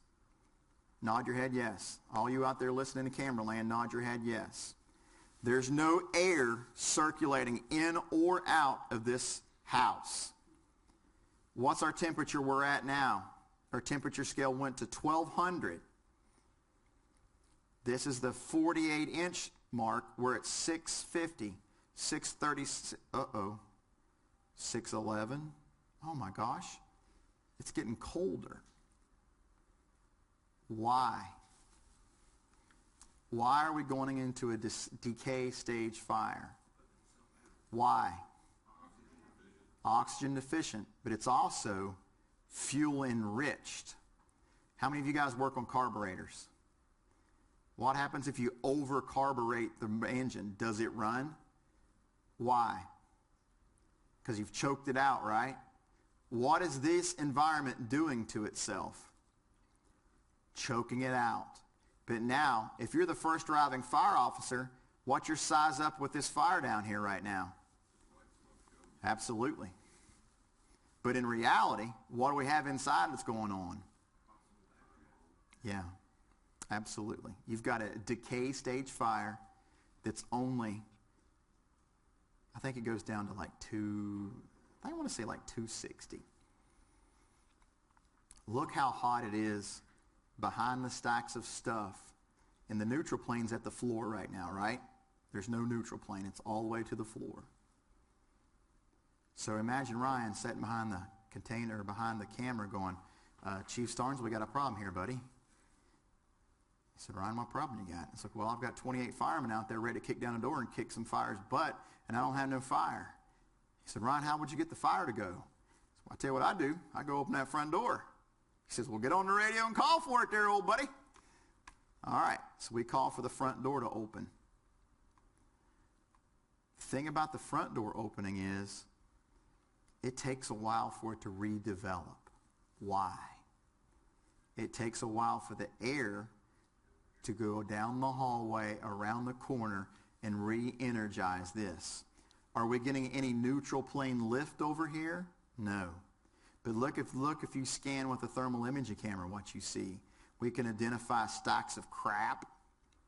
We can identify the pathway. And if there was an occupant laying there, how hot would they be? The spot temperature is 114. What would the occupant temperature be? 80 degrees? 90 degrees? Survivable? Maybe. Is there enough good air for them to breathe? I can't answer that question. Thermally, they could survive in that environment, right or wrong? Right or wrong? So now, we let it get ripping. And I'm still nervous as a long-tailed cat in a room full of rocking chairs. Now, we're ready to attack the fire. Kill the flashover is big about external water application before interior attack. Why? Because it makes sense a lot of times. It's not an end-all cure-all. Not going to have that discussion today. In order to make their line and stream more effective, before you squirt in the water, what should you do with that front door? Close it. Why? Do we want to keep the steam and the water vapor inside? The answer has to come between, is there potential for occupancy or is there potential for no occupancy? So let's take occupancy out of it. We are 100% sure there's no one inside this house. So would you want to shut that front door before you apply the water? The answer is yes. So we shut the door. We apply the water and watch it right here and tell me what happens. Where's the neutral plane at? About 48 inches. We have visible flaming? Yes. Look what those superheated gases look like. Remember, there's no flames up there. That's just gas. What are we in, 500? But even at 48 inches, we're only at 255. Could you crawl that hallway? Yes, sir. 255, we're good. Let's roll. I'll go first. So when they apply the water through the window, how effective do you think their stream is at getting this fire decently knocked down? Did the stream hit it over here? Why? Heavy contents, that's right. The stream could not get to the base or the seat of the fire. They didn't bounce it off the ceiling. Or even if they did, it wasn't successful. So now, in the meantime, can you close that window back off that you just took out? Nope, you can't. So what is this fire doing while they make their stretch to the front? It's free burning. Why? Because it has the air now. Are we making sense? Are we making sense? So, now we did things a little bit differently. And like I said before we started rolling, if Zeus was like the Greek god, the god of all gods. What was Poseidon, the god of the sea and water? If they had the god of fire, his name would be Davy Wagner, and he's right there in that white helmet. This guy runs more fires than I think anybody on the planet. So when I chose somebody to go inside this house, one of the most dangerous burns they'd ever done, actually it really wasn't that dangerous, I chose Davey Wagner. To make this attack, I don't know if you can see it or not, what do we have hanging in the doorway there? And it's something you guys don't have yet, but within the next 10 years we'll all have them. We hung a curtain there. Why? To control the air intake side of the fire. By hanging that curtain, do we take a bidirectional flow and turn it into a unidirectional flow going opposite direction of where we are going? The answer is yes. What do they tell the citizens to do when they sleep at night now? So could you guys close the door, or at least partially close it behind your hose stream going in? And here he comes. He opens up the nozzle, gets a good knock on the fire, and what temperatures are we operating at? 48 inches. He's under 181 degrees. Now, before all you all listening out in the web land, or all you all listening in here, what was the variables in place for a safe attack on cording conditions? Number one, we were adequately staffed. Number two, we had adequate water supply. Number three is we had complete control of the air, flow path, air track, whatever you want to call it. What would complicate this attack if we did not have control of the air? Do you think it would be more dangerous?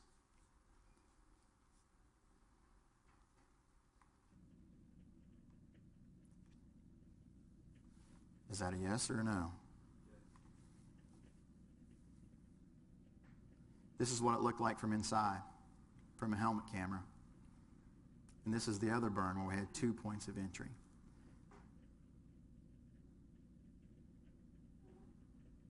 If you watch, this space right here is almost a dead zone. It's almost a dead zone because if it's below the neutral plane and it's being shielded from the radiant heat, that's where we're going to get in trouble. Because if you're not scanning your surroundings or flowing water or even paying attention, you're going to get 20, 30, 40 feet deep into this house. And something bad's going to happen, and you're not going to have anywhere to go. Here in a minute, they shut the front door. The neutral plane drops.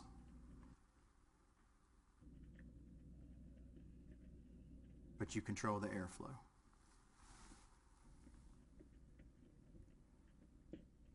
Does it make sense? Yes? No? Maybe? Are we confused? Yes?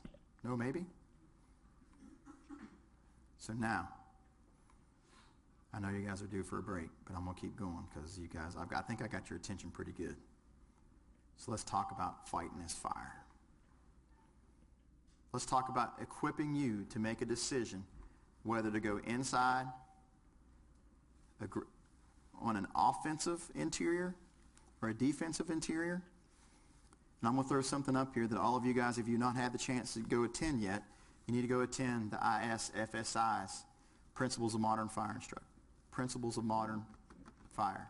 And this is the SLICERS acronym. We're going to size up, locate the fire, identify and control the flow path, cool the space from the safest location. Does it say cool the space from the outside every time? No. Where can the safest location be at? Go read the Andy Fredericks diaries. Andy Fredericks said use the room across from the room that's on fire to do it. So now, how do we supercharge that? How about when we're doing our size up, we take the thermal imaging camera with it. This is a side-by-side view of a GoPro attached to a thermal imaging camera pre-burn. What does the thermal imaging camera give you? It gives you the ability to find the hot spots. Gives you the ability to see the cold spots. Figure out what room is on fire or which room is the most likely on fire. It allows you to look inside the basements. 85% of these fires have been basement fires. but it gives you the ability to really see it. Does it see through glass? No. But can you see radiant heat coming from around windows? Yes. Can you see radiant heat and smoke seeping through cracks? Yes. It gives you a thermal view of the fire. Take your thermal imaging camera, do a quick scan, figure out where it's at, and then make your decisions. One of your decisions may be, like from Kill the Flashover, is to hit it from the outside. Thermal imaging camera scan, we've identified there's a fire in the AB corner. We don't have the staffing today, Chief. We've only got 2 people here. Can't go inside. NFPA says no. What are we going to do? We're going to stand around and watch it burn? Nope.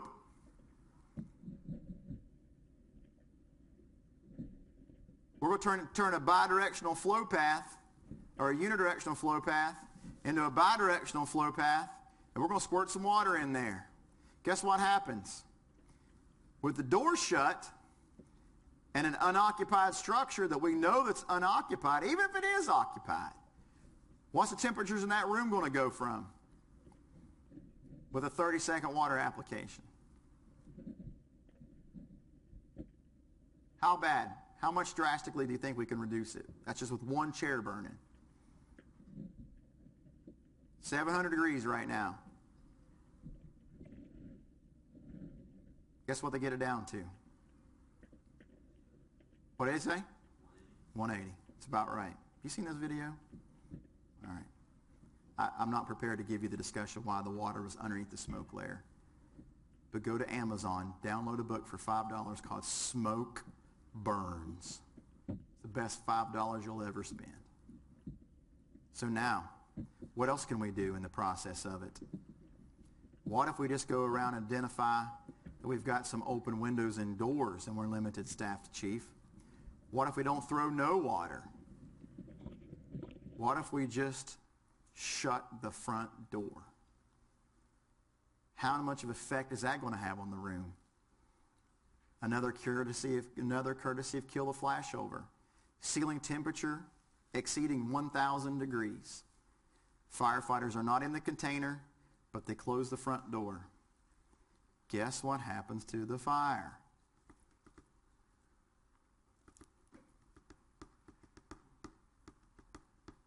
Hotter or colder? Significantly colder?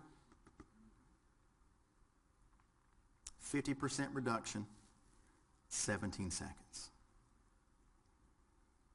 We've all known it. Do we practice it? Some of you may, some of you may not. You guys want a 5-minute break? Or are you guys ready to keep going? We got 40 minutes. Can you handle 40 minutes more? Good. I got you. Web. So let's talk about tactics.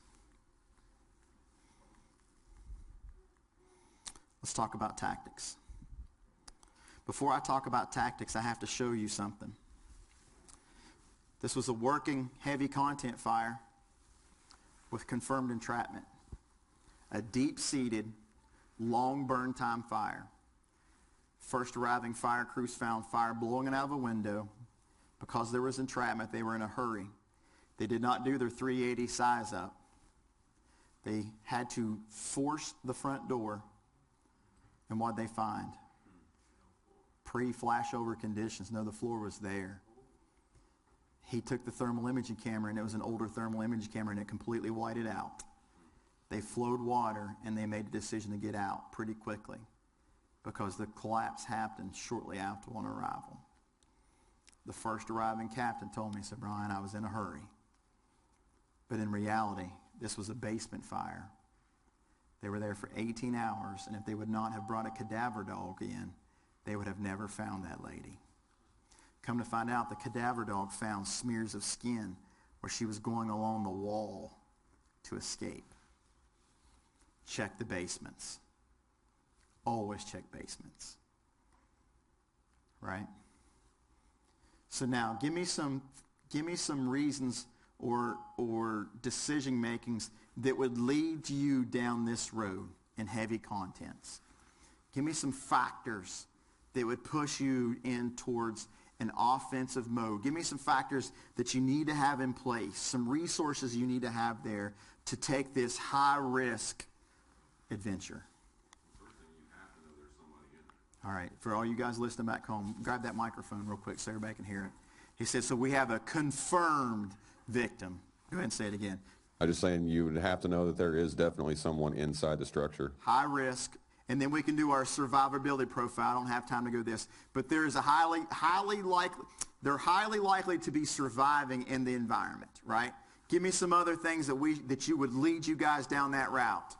Manpower and water supply. What's that? Manpower and water supply, absolutely. Give us some other ones. Why we go down this route? Well, on the fire we had last week, it was because of an unoccupied structure that was possibly occupied, but we didn't know that. Right. And also an ongoing police investigation. So Right. we needed evidence. So I would still go if there was possible, but I would probably be more cautious. Agree? I got that. Anything else? I think we're pretty good. So we got adequate manpower. We've got adequate staffing. What about the size of the fire?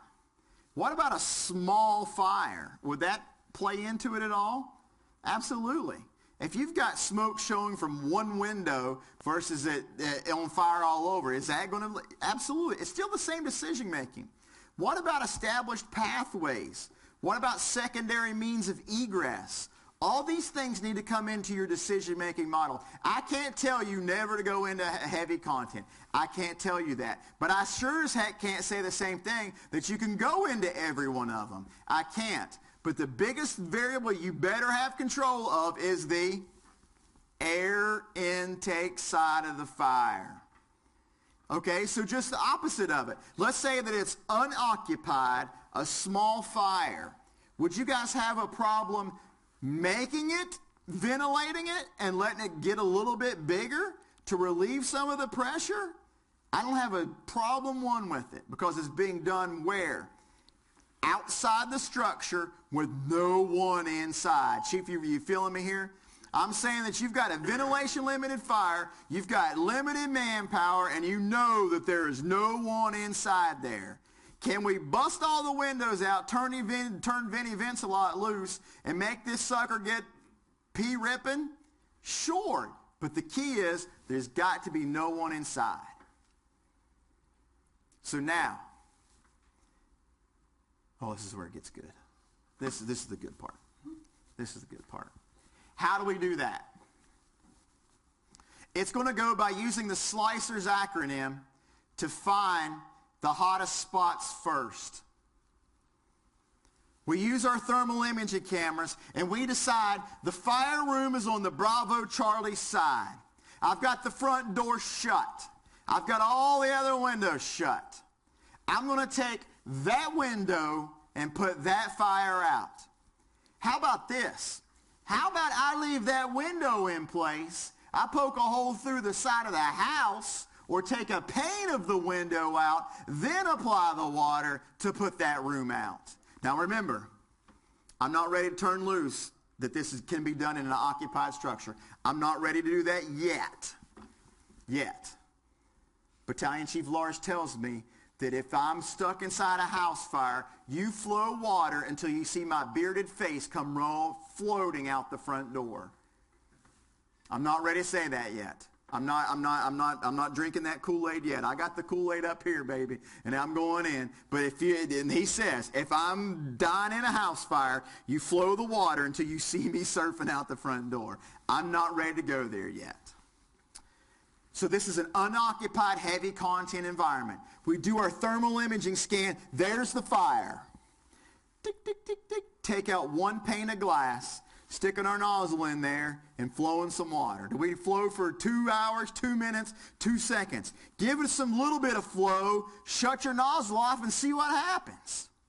What happens if the interior door of that room is shut? Guess what you just did? You just put the floor out.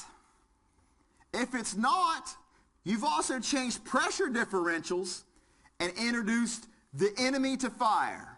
Kryptonite to fire is moisture. Did you create steam? Yes. Does steam expand at 1,700 parts when it's heated? Yes. But if you keep that steam in the superheated environment, not only does it expand 1 times 1,700, the second expansion of steam goes 4,000. Ooh, I told you, don't go there, dude. Geeking you, boy. Unoccupied. Fill it full of steam. Who the freak cares? It's unoccupied.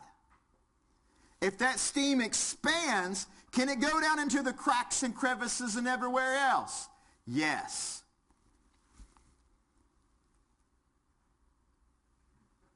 Lloyd Lehman did it in the 1920s. Where's he from? Pockersburg, West Virginia. Whoop, whoop, the boo. We can still use that as a tool. It's not a bad thing. Well, what if there's a potential for victims trapped? I didn't say it. So what if there is a potential for victims trapped? Find the room, take the window, grab your favorite Husqvarna steel, freaking Poland, and freaking take that sucker right out. Can you do this under the stream of water? Sure. Can you use the UL Nist 45-degree angle at the ceiling, let it bank down? Yes. Can you use Andy Fredericks? God rest your soul, my friend. He is way years beyond him. Can you use the reach of your stream to put some fire out? Yes. Can you allow the superheated gases from the overpressure side to come out? Yes. Guess what else you can do? I can step my fat butt right up in there and go do a little bit of work, feeling a little bit more comfortable that if something goes bad, I can go out the door. Right or wrong? Start with the hottest if you're working on fire control. If you're starting for victim removal, where do you want to start? Closest you can get to the fire and work yourself back. But now, what happens when we do this? We create what? Air intake. And once we cut it, can we close it? Well, I can because I carry one of the curtains, but that's okay. But no, we cannot. Are you laying down? Are you hearing what I'm laying down, ladies and gentlemen? Are you hearing it? I mean, are you hearing it? In TV land, are you hearing what I'm laying down? The problem is what happens if you have an 18-inch bar saw going into 26 inches of crap.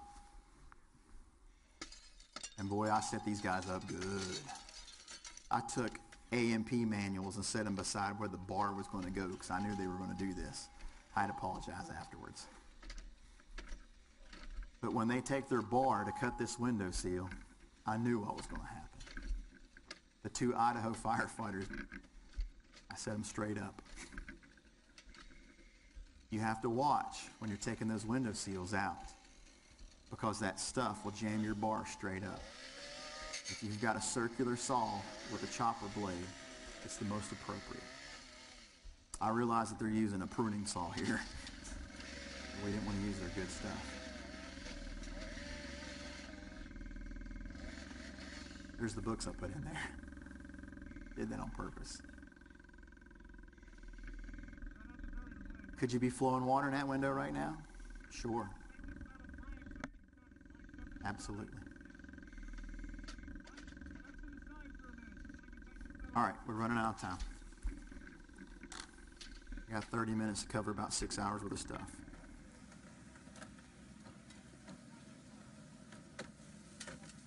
But once again, you guys need to be concerned that what are they doing right there? They're opening up air intakes, flow paths, and whatever. When they go do the second one, it's more pronounced on the back. You can notice that the challenges he's having with the chain. They could be flowing water in there. We could be bouncing off the ceiling if we want to do that. We've got options, right?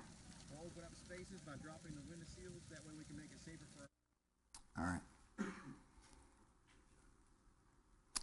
A lot of people ask about foam. This is not my idea of foam. That's from Hyattsville, Maryland. That's I don't think too many people have access to high expansion foam.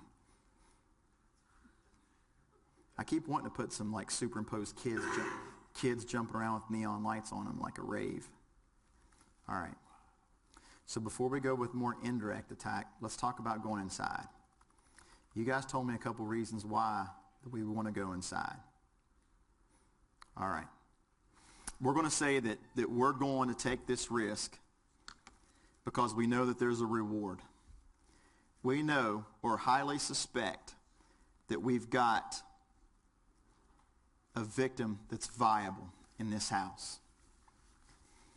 Number one, you've got to identify where the patient or the occupant enters the building from, whether that's a window, whether that's a door, or whether that's wherever. We want to go in their pathway. All right? How do we teach firefighters to stay oriented? Marco, you guys don't swim very much, really? How do we stay oriented? Normally by wall searches. Can we do a wall search in a heavy content? I'm not going to say that you can't. I'm going to say that's going to be a complex issue. We want to stay in the pathways. If we're advancing the hose and we come to a pinch point, we got to drop the firefighter to manage that pinch point.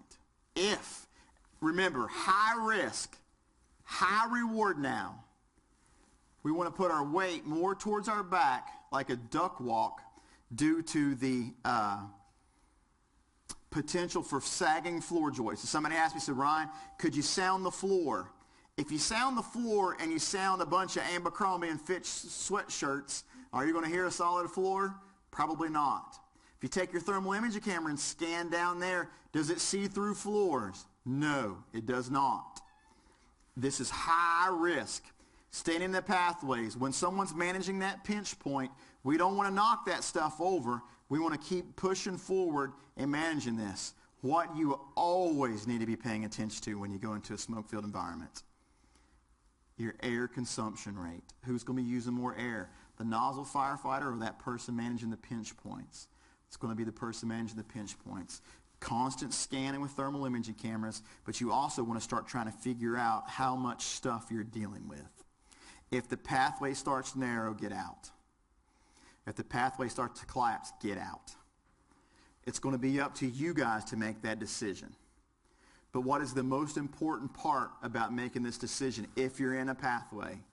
What do you want to know the most about? Outside the air. You better have control of the air. Don't go in it. What else do we want to know? How hot is it? If you can't see your thermal imaging camera, is that a place for you to be? No. No, it's not. Because are we getting a true radiation feeling being in the pathways? We're not. We're not. Some people teach penciling and all that stuff. I'm not a big fan. Thermal imaging camera, I know it's 650 degrees, 750 degrees. At what threshold do you come out? Andy and Joe Starnes teach 400 degrees at 48 inches is a no-go. And you can use that on every structure fire you go to. Thermal imaging camera set at 48 inches, 400 degrees is a no-go. Why? When does your facepiece start to melt and elongate? As low as what? As like 325, really. And 48 inches about where? It's about where our face is at. Takes minutes to go from 0 to 400. Takes seconds to go from 400 up to flashover. So if you got 400 degrees at 48 inches, that's a no-go. You need to either shut down the air intake side, flow water, or find another place to go. Can I get an amen? Right? And that goes on all fires. If you do take it, be aware that that floor is probably going to be weak. Take that into consideration. I would try to go as close to where I thought the occupant or as close as the fire as I think I could get is where I would go. Got me?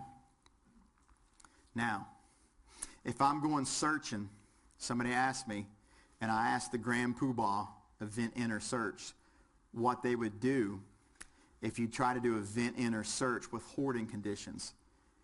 In heavy contents, you need to automatically assume that you can't close that interior door. So it's not VEIS in heavy conditions or heavy contents because we need to automatically assume that we can't close that door. So how would you handle that? The only two solutions to this problem that I came up with is using a commercial curtain like the European firefighters do to block off the air or flowing water like the lieutenant from Shepherdstown did.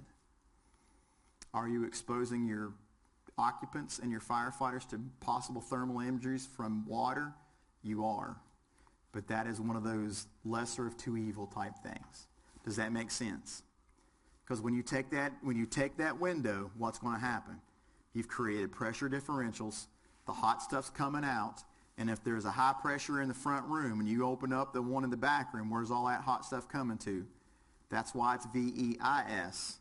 But if you do it in heavy contents, you need to make sure to assume that you can't close that door. You got me?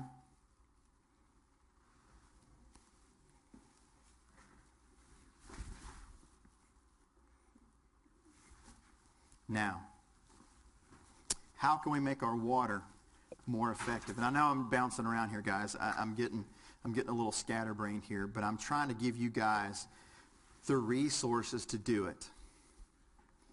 I will tell you that if you go into the heavy contents, you need to be aware of the contents you're crawling over could be superheated as well. So these burns happened in Connecticut. The engine was doing a defensive interior attack while the truck company did a search for a known occupant. They did not find the burns till afterwards because the adrenaline was going. And the nozzle firefighter here said that he was worried that they didn't have enough water.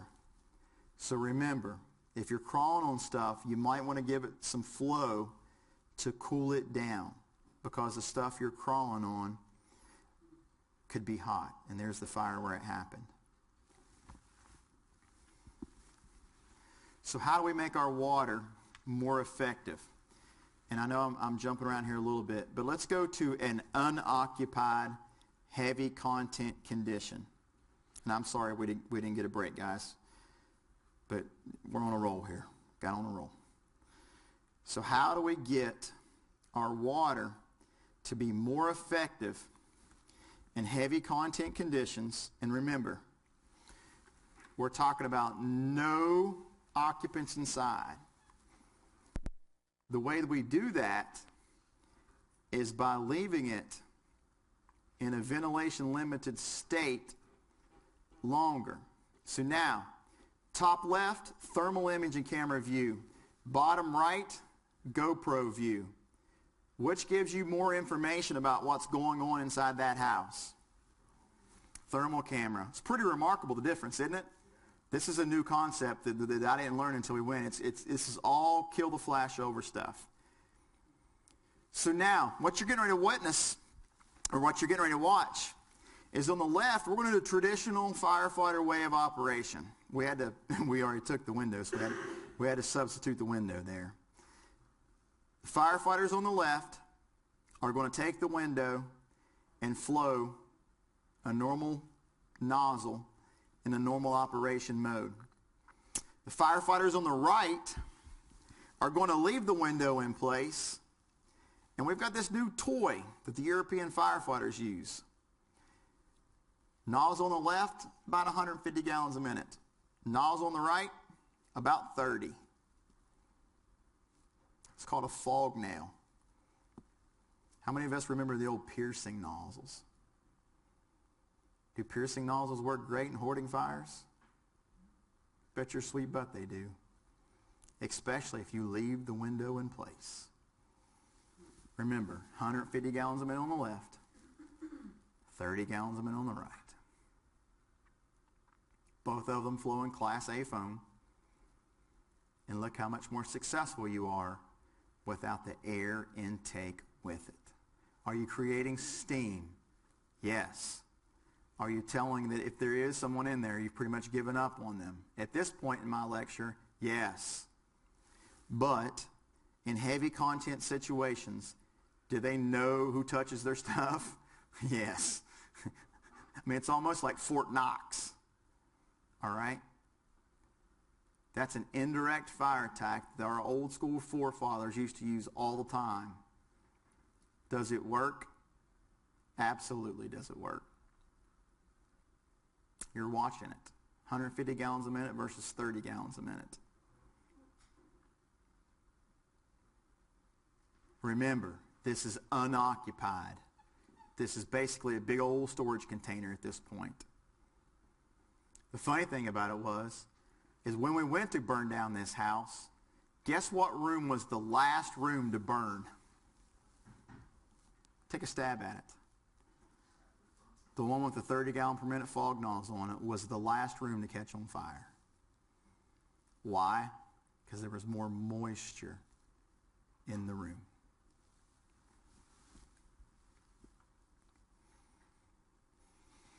Questions, comments, concerns? We've got about 20 minutes, and I want to make sure you folks have thoroughly understood. I've crammed about 8 hours worth of stuff into 4 hours. We have been going at a pretty remarkable pace. Let's do some review. Number one, what's been your biggest takeaway so far? And all you folks out there in camera land, send your questions in. We've got about 20 minutes. I want to make sure that we've hit on all the high parts, all the low parts. I can't get the whole 8-hour class in 4 hours. Let's do some review. Number one, thank you guys for listening out there, and thank you all for coming along. You guys have been great. But let's do some review. Is hoarding a choice? No. It can start as a choice, but eventually the affliction takes over for them. Where can we find hoarding conditions at? Anywhere. Anywhere. Does it affect all races, all creeds, all nationalities? Yes. What else has been your next biggest takeaway so far? Somebody give him the microphone.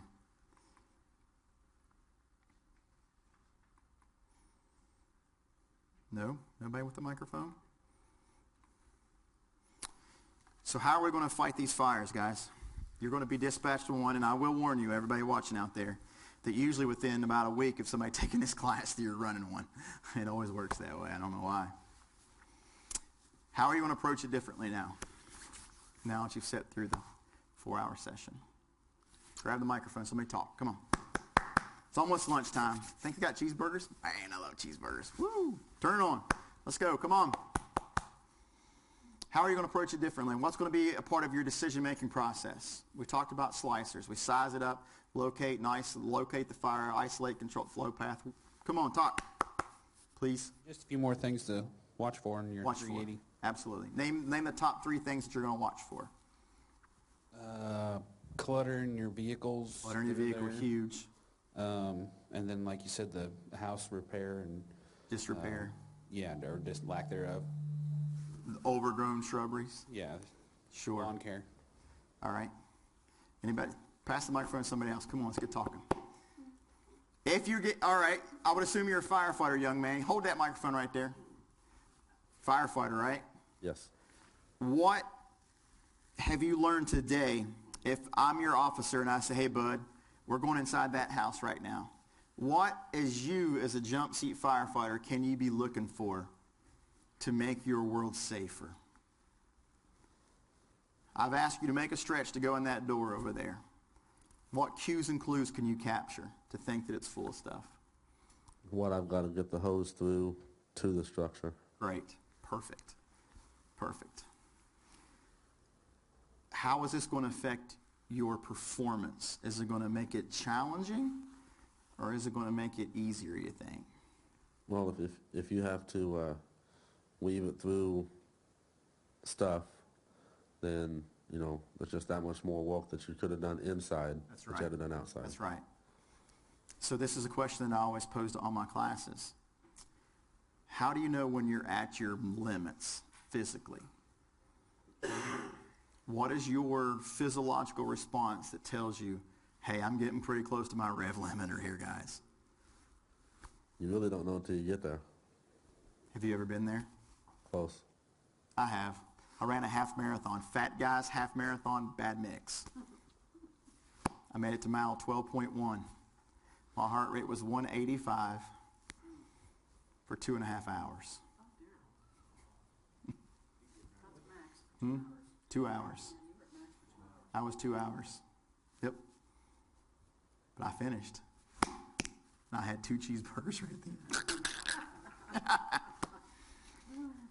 All right, anybody else? Give me some more takeaways. All right, where'd the chief go?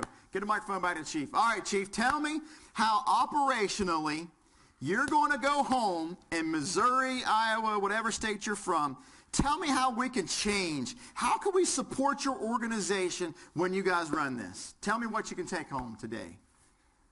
Put into place. The biggest thing is I never thought of looking at the front door, you know, judging right when I come in that, hey, this is probably heavy debris inside, because I just never thought about it like that. So that's my biggest thing that I'm going to take home. Awesome.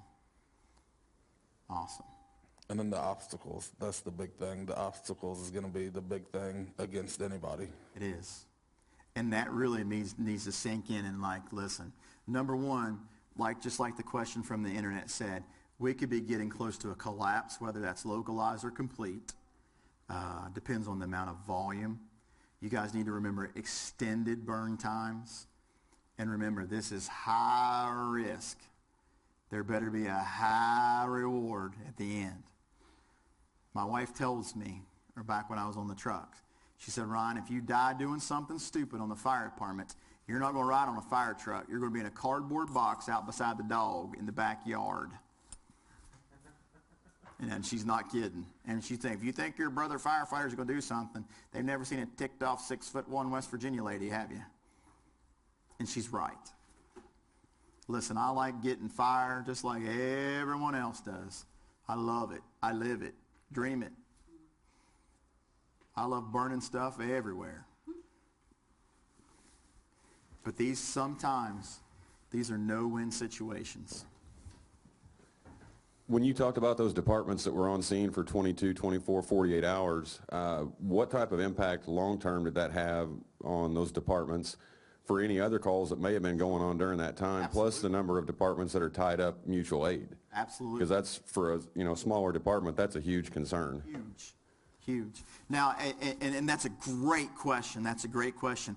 Because what had happened, and I'm going to give you an example from my area, and it came from a non-hoarding fire, and it's something that I never really thought of, and I'm glad you brought that question up, is if you're an officer, you've always got to be replacing yourselves. And a lot of people come back and say, well, we're just volunteers. We only run 160 calls a year. But think about how much delayed response it's going to be when that third due and fourth due company come to your, how many square miles you say you covered? Like 400? Yeah. We need to be ahead of the game. And you're absolutely correct. So if you put them to work, even if you have them in level 1 staging, replace them has always been my thing. So we went to 3 alarms with the mutual aid company the other day. They have 4 engine companies plus a spare engine company came with off-duty crews. We took an engine, the light and air truck, and a ladder company, and they brought another ladder company and another engine company in, and the guys had enough sense to replace a move-up company. And what happened? Well, they had a big gas leak during a 3-alarm fire. So you're right. It needs to be a tactical concern. And you also, and then this is something you might be able to play with a little bit, is maybe you can leave some of those companies, and this is a hard one, Chief, you'll probably speak to this, put them as just rehabilitation folks. They're not in turnout gear. They're getting ice cold water, shade, turnout gear stripped off. Maybe you can still leave them and park in a to-go position and leave those in service if you have to. If not, I would keep backfilling until you had enough. Does that make sense? The thing about that is how many of us like going to a fire to sit around filling bottles? No, we don't. And that's the only thing. Did I answer your question a little bit? Oh, evaluations. As long as they're good, that's the only time you get evaluations. All right, come on, a couple more questions. Any more questions? Questions? We still have about 10 minutes. We're going to take up the whole time. I don't have the evaluations. You guys have the evaluation? Oh. Well, make sure that they're good. Make sure they're honest. All right. Before we go, we arrived on scene. We've identified heavy contents. If you do a search, make sure you have some sort of orientation. If you don't have high heat rated search ropes, use a hose line. Use a thermal imaging camera and a hose line.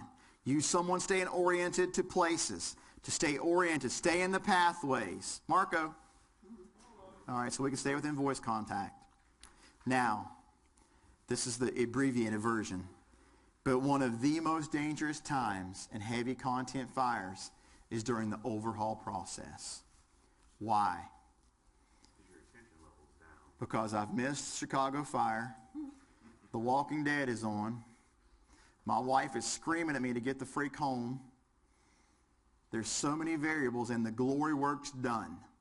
We're wet. We're cold. The chief didn't bring the right kind of flavorings for the food, and you let your guard down. But in reality, you've been flowing 150 gallons a minute for 4.5 hours. This is where you need to do an assessment. Is it worth going inside and overhauling it, or can we just rip this sucker down? Agreed? If you do decide to go inside and overhaul it, you need to do another 380 degree size up, looking for sagging floors, bulging walls, signs of localized collapse or complete collapse. If at any point in this time during this discussion you don't feel comfortable, pull them out. Period. Pull them out. If you go to overhaul it, don't take the stuff from point A and add it to point B. Why? You've overloaded point B. Those already overloaded. If we're going to overhaul point A, where do we want to take point A's belongings at? Completely away. Completely away. Because point B may have already been unstable, and just that little bit more weight might set point B over the edge, right? Machinery, extra manpower, popping holes and looking for structural stability, and don't forget the occupant. Remember this slide from the beginning? This is from Long Beach, California, when the code enforcement official showed up to evict this person out of this house. They walked out with a gun and shot him in the head because he was so afflicted to keep his belongings, he was going to kill the guy. He didn't kill him, but he did shoot him in the head. Who shot him? The occupant shot the code enforcement official. If the occupant is still on scene, you may need to take them away from where you're at. Because remember, that stack of 1960 Brady Bunch glasses you're getting ready to chuck out that window means a lot to them. That's a long-running joke, too, about Blue Tarp. The building can be unstable. Your footing is unstable. And then if you have to bring in an excavator, I would highly recommend finding an excavator operator that knows how to wear a SCBA, one that knows how to talk on a radio, and I would set up a rapid intervention crew in case they get into trouble. This was from upstate New York. This was a heavy content fire, and you can see the challenges the chief has with the excavator operator. When here just in a few minutes, they can get pretty close to the chimney. Back home in West Virginia, we don't have any problems with this because we've got a contractor who's under contract for the whole county, plus half my guys in the fire department do this on their days off. So just keep in mind that if you have to go to excavating the building, there may be a body recovery, and you need to have some sort of communication with the operator. Got it? All right. If you go in these places on a medical call, remember that they are not sanitary places. They are not sanitary places. Minimum of a dust mask, preferably an N95 mask. SCBA if possible. But when we enter a heavy content environment for a non-fire situation, we want to increase natural ventilation if we can. If we can't, you can use a positive pressure fan on a medical call. If Cat Lady's house's ammonia is that high, you have to have 1,200 parts per million to be in the flammable range of ammonia. I looked that up. Put the positive pressure fan in front of the house, open up an exhaust port in the back. The neighbors are going to be off, literally and figuratively. or go to your most highest level of respiratory protection, which is your SCBA. You guys can QR code this. It'll take you to my About page on the website. If you want to shoot that QR code with your phone. If not, I'm going to put up some contact information.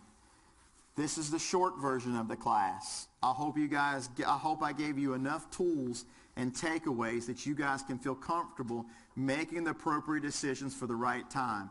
Remember, Ryan didn't go tell you to go crawling in all the hoarding houses, did I? No. What did I tell you?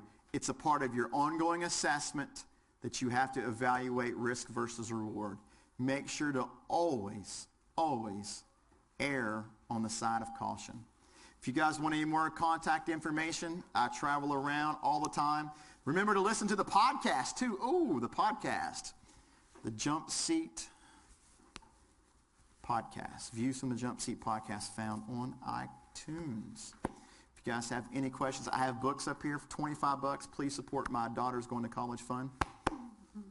If we have any questions from out there, hey, for all the folks out there on the TV land, thank you guys for attending. Thank you, Tracy, for the opportunity of sharing my message. I love coming to Missouri. It's pretty much like my hometown without mountains. Go Tigers. You guys have any other further questions? Anything else for anybody out there in Tweeterland or anything? Is it time to go? Is it time to eat? It's 3 minutes to noon. 3 minutes to noon. Thank you guys so much. If you guys have any questions, please feel free to reach out and have a great day.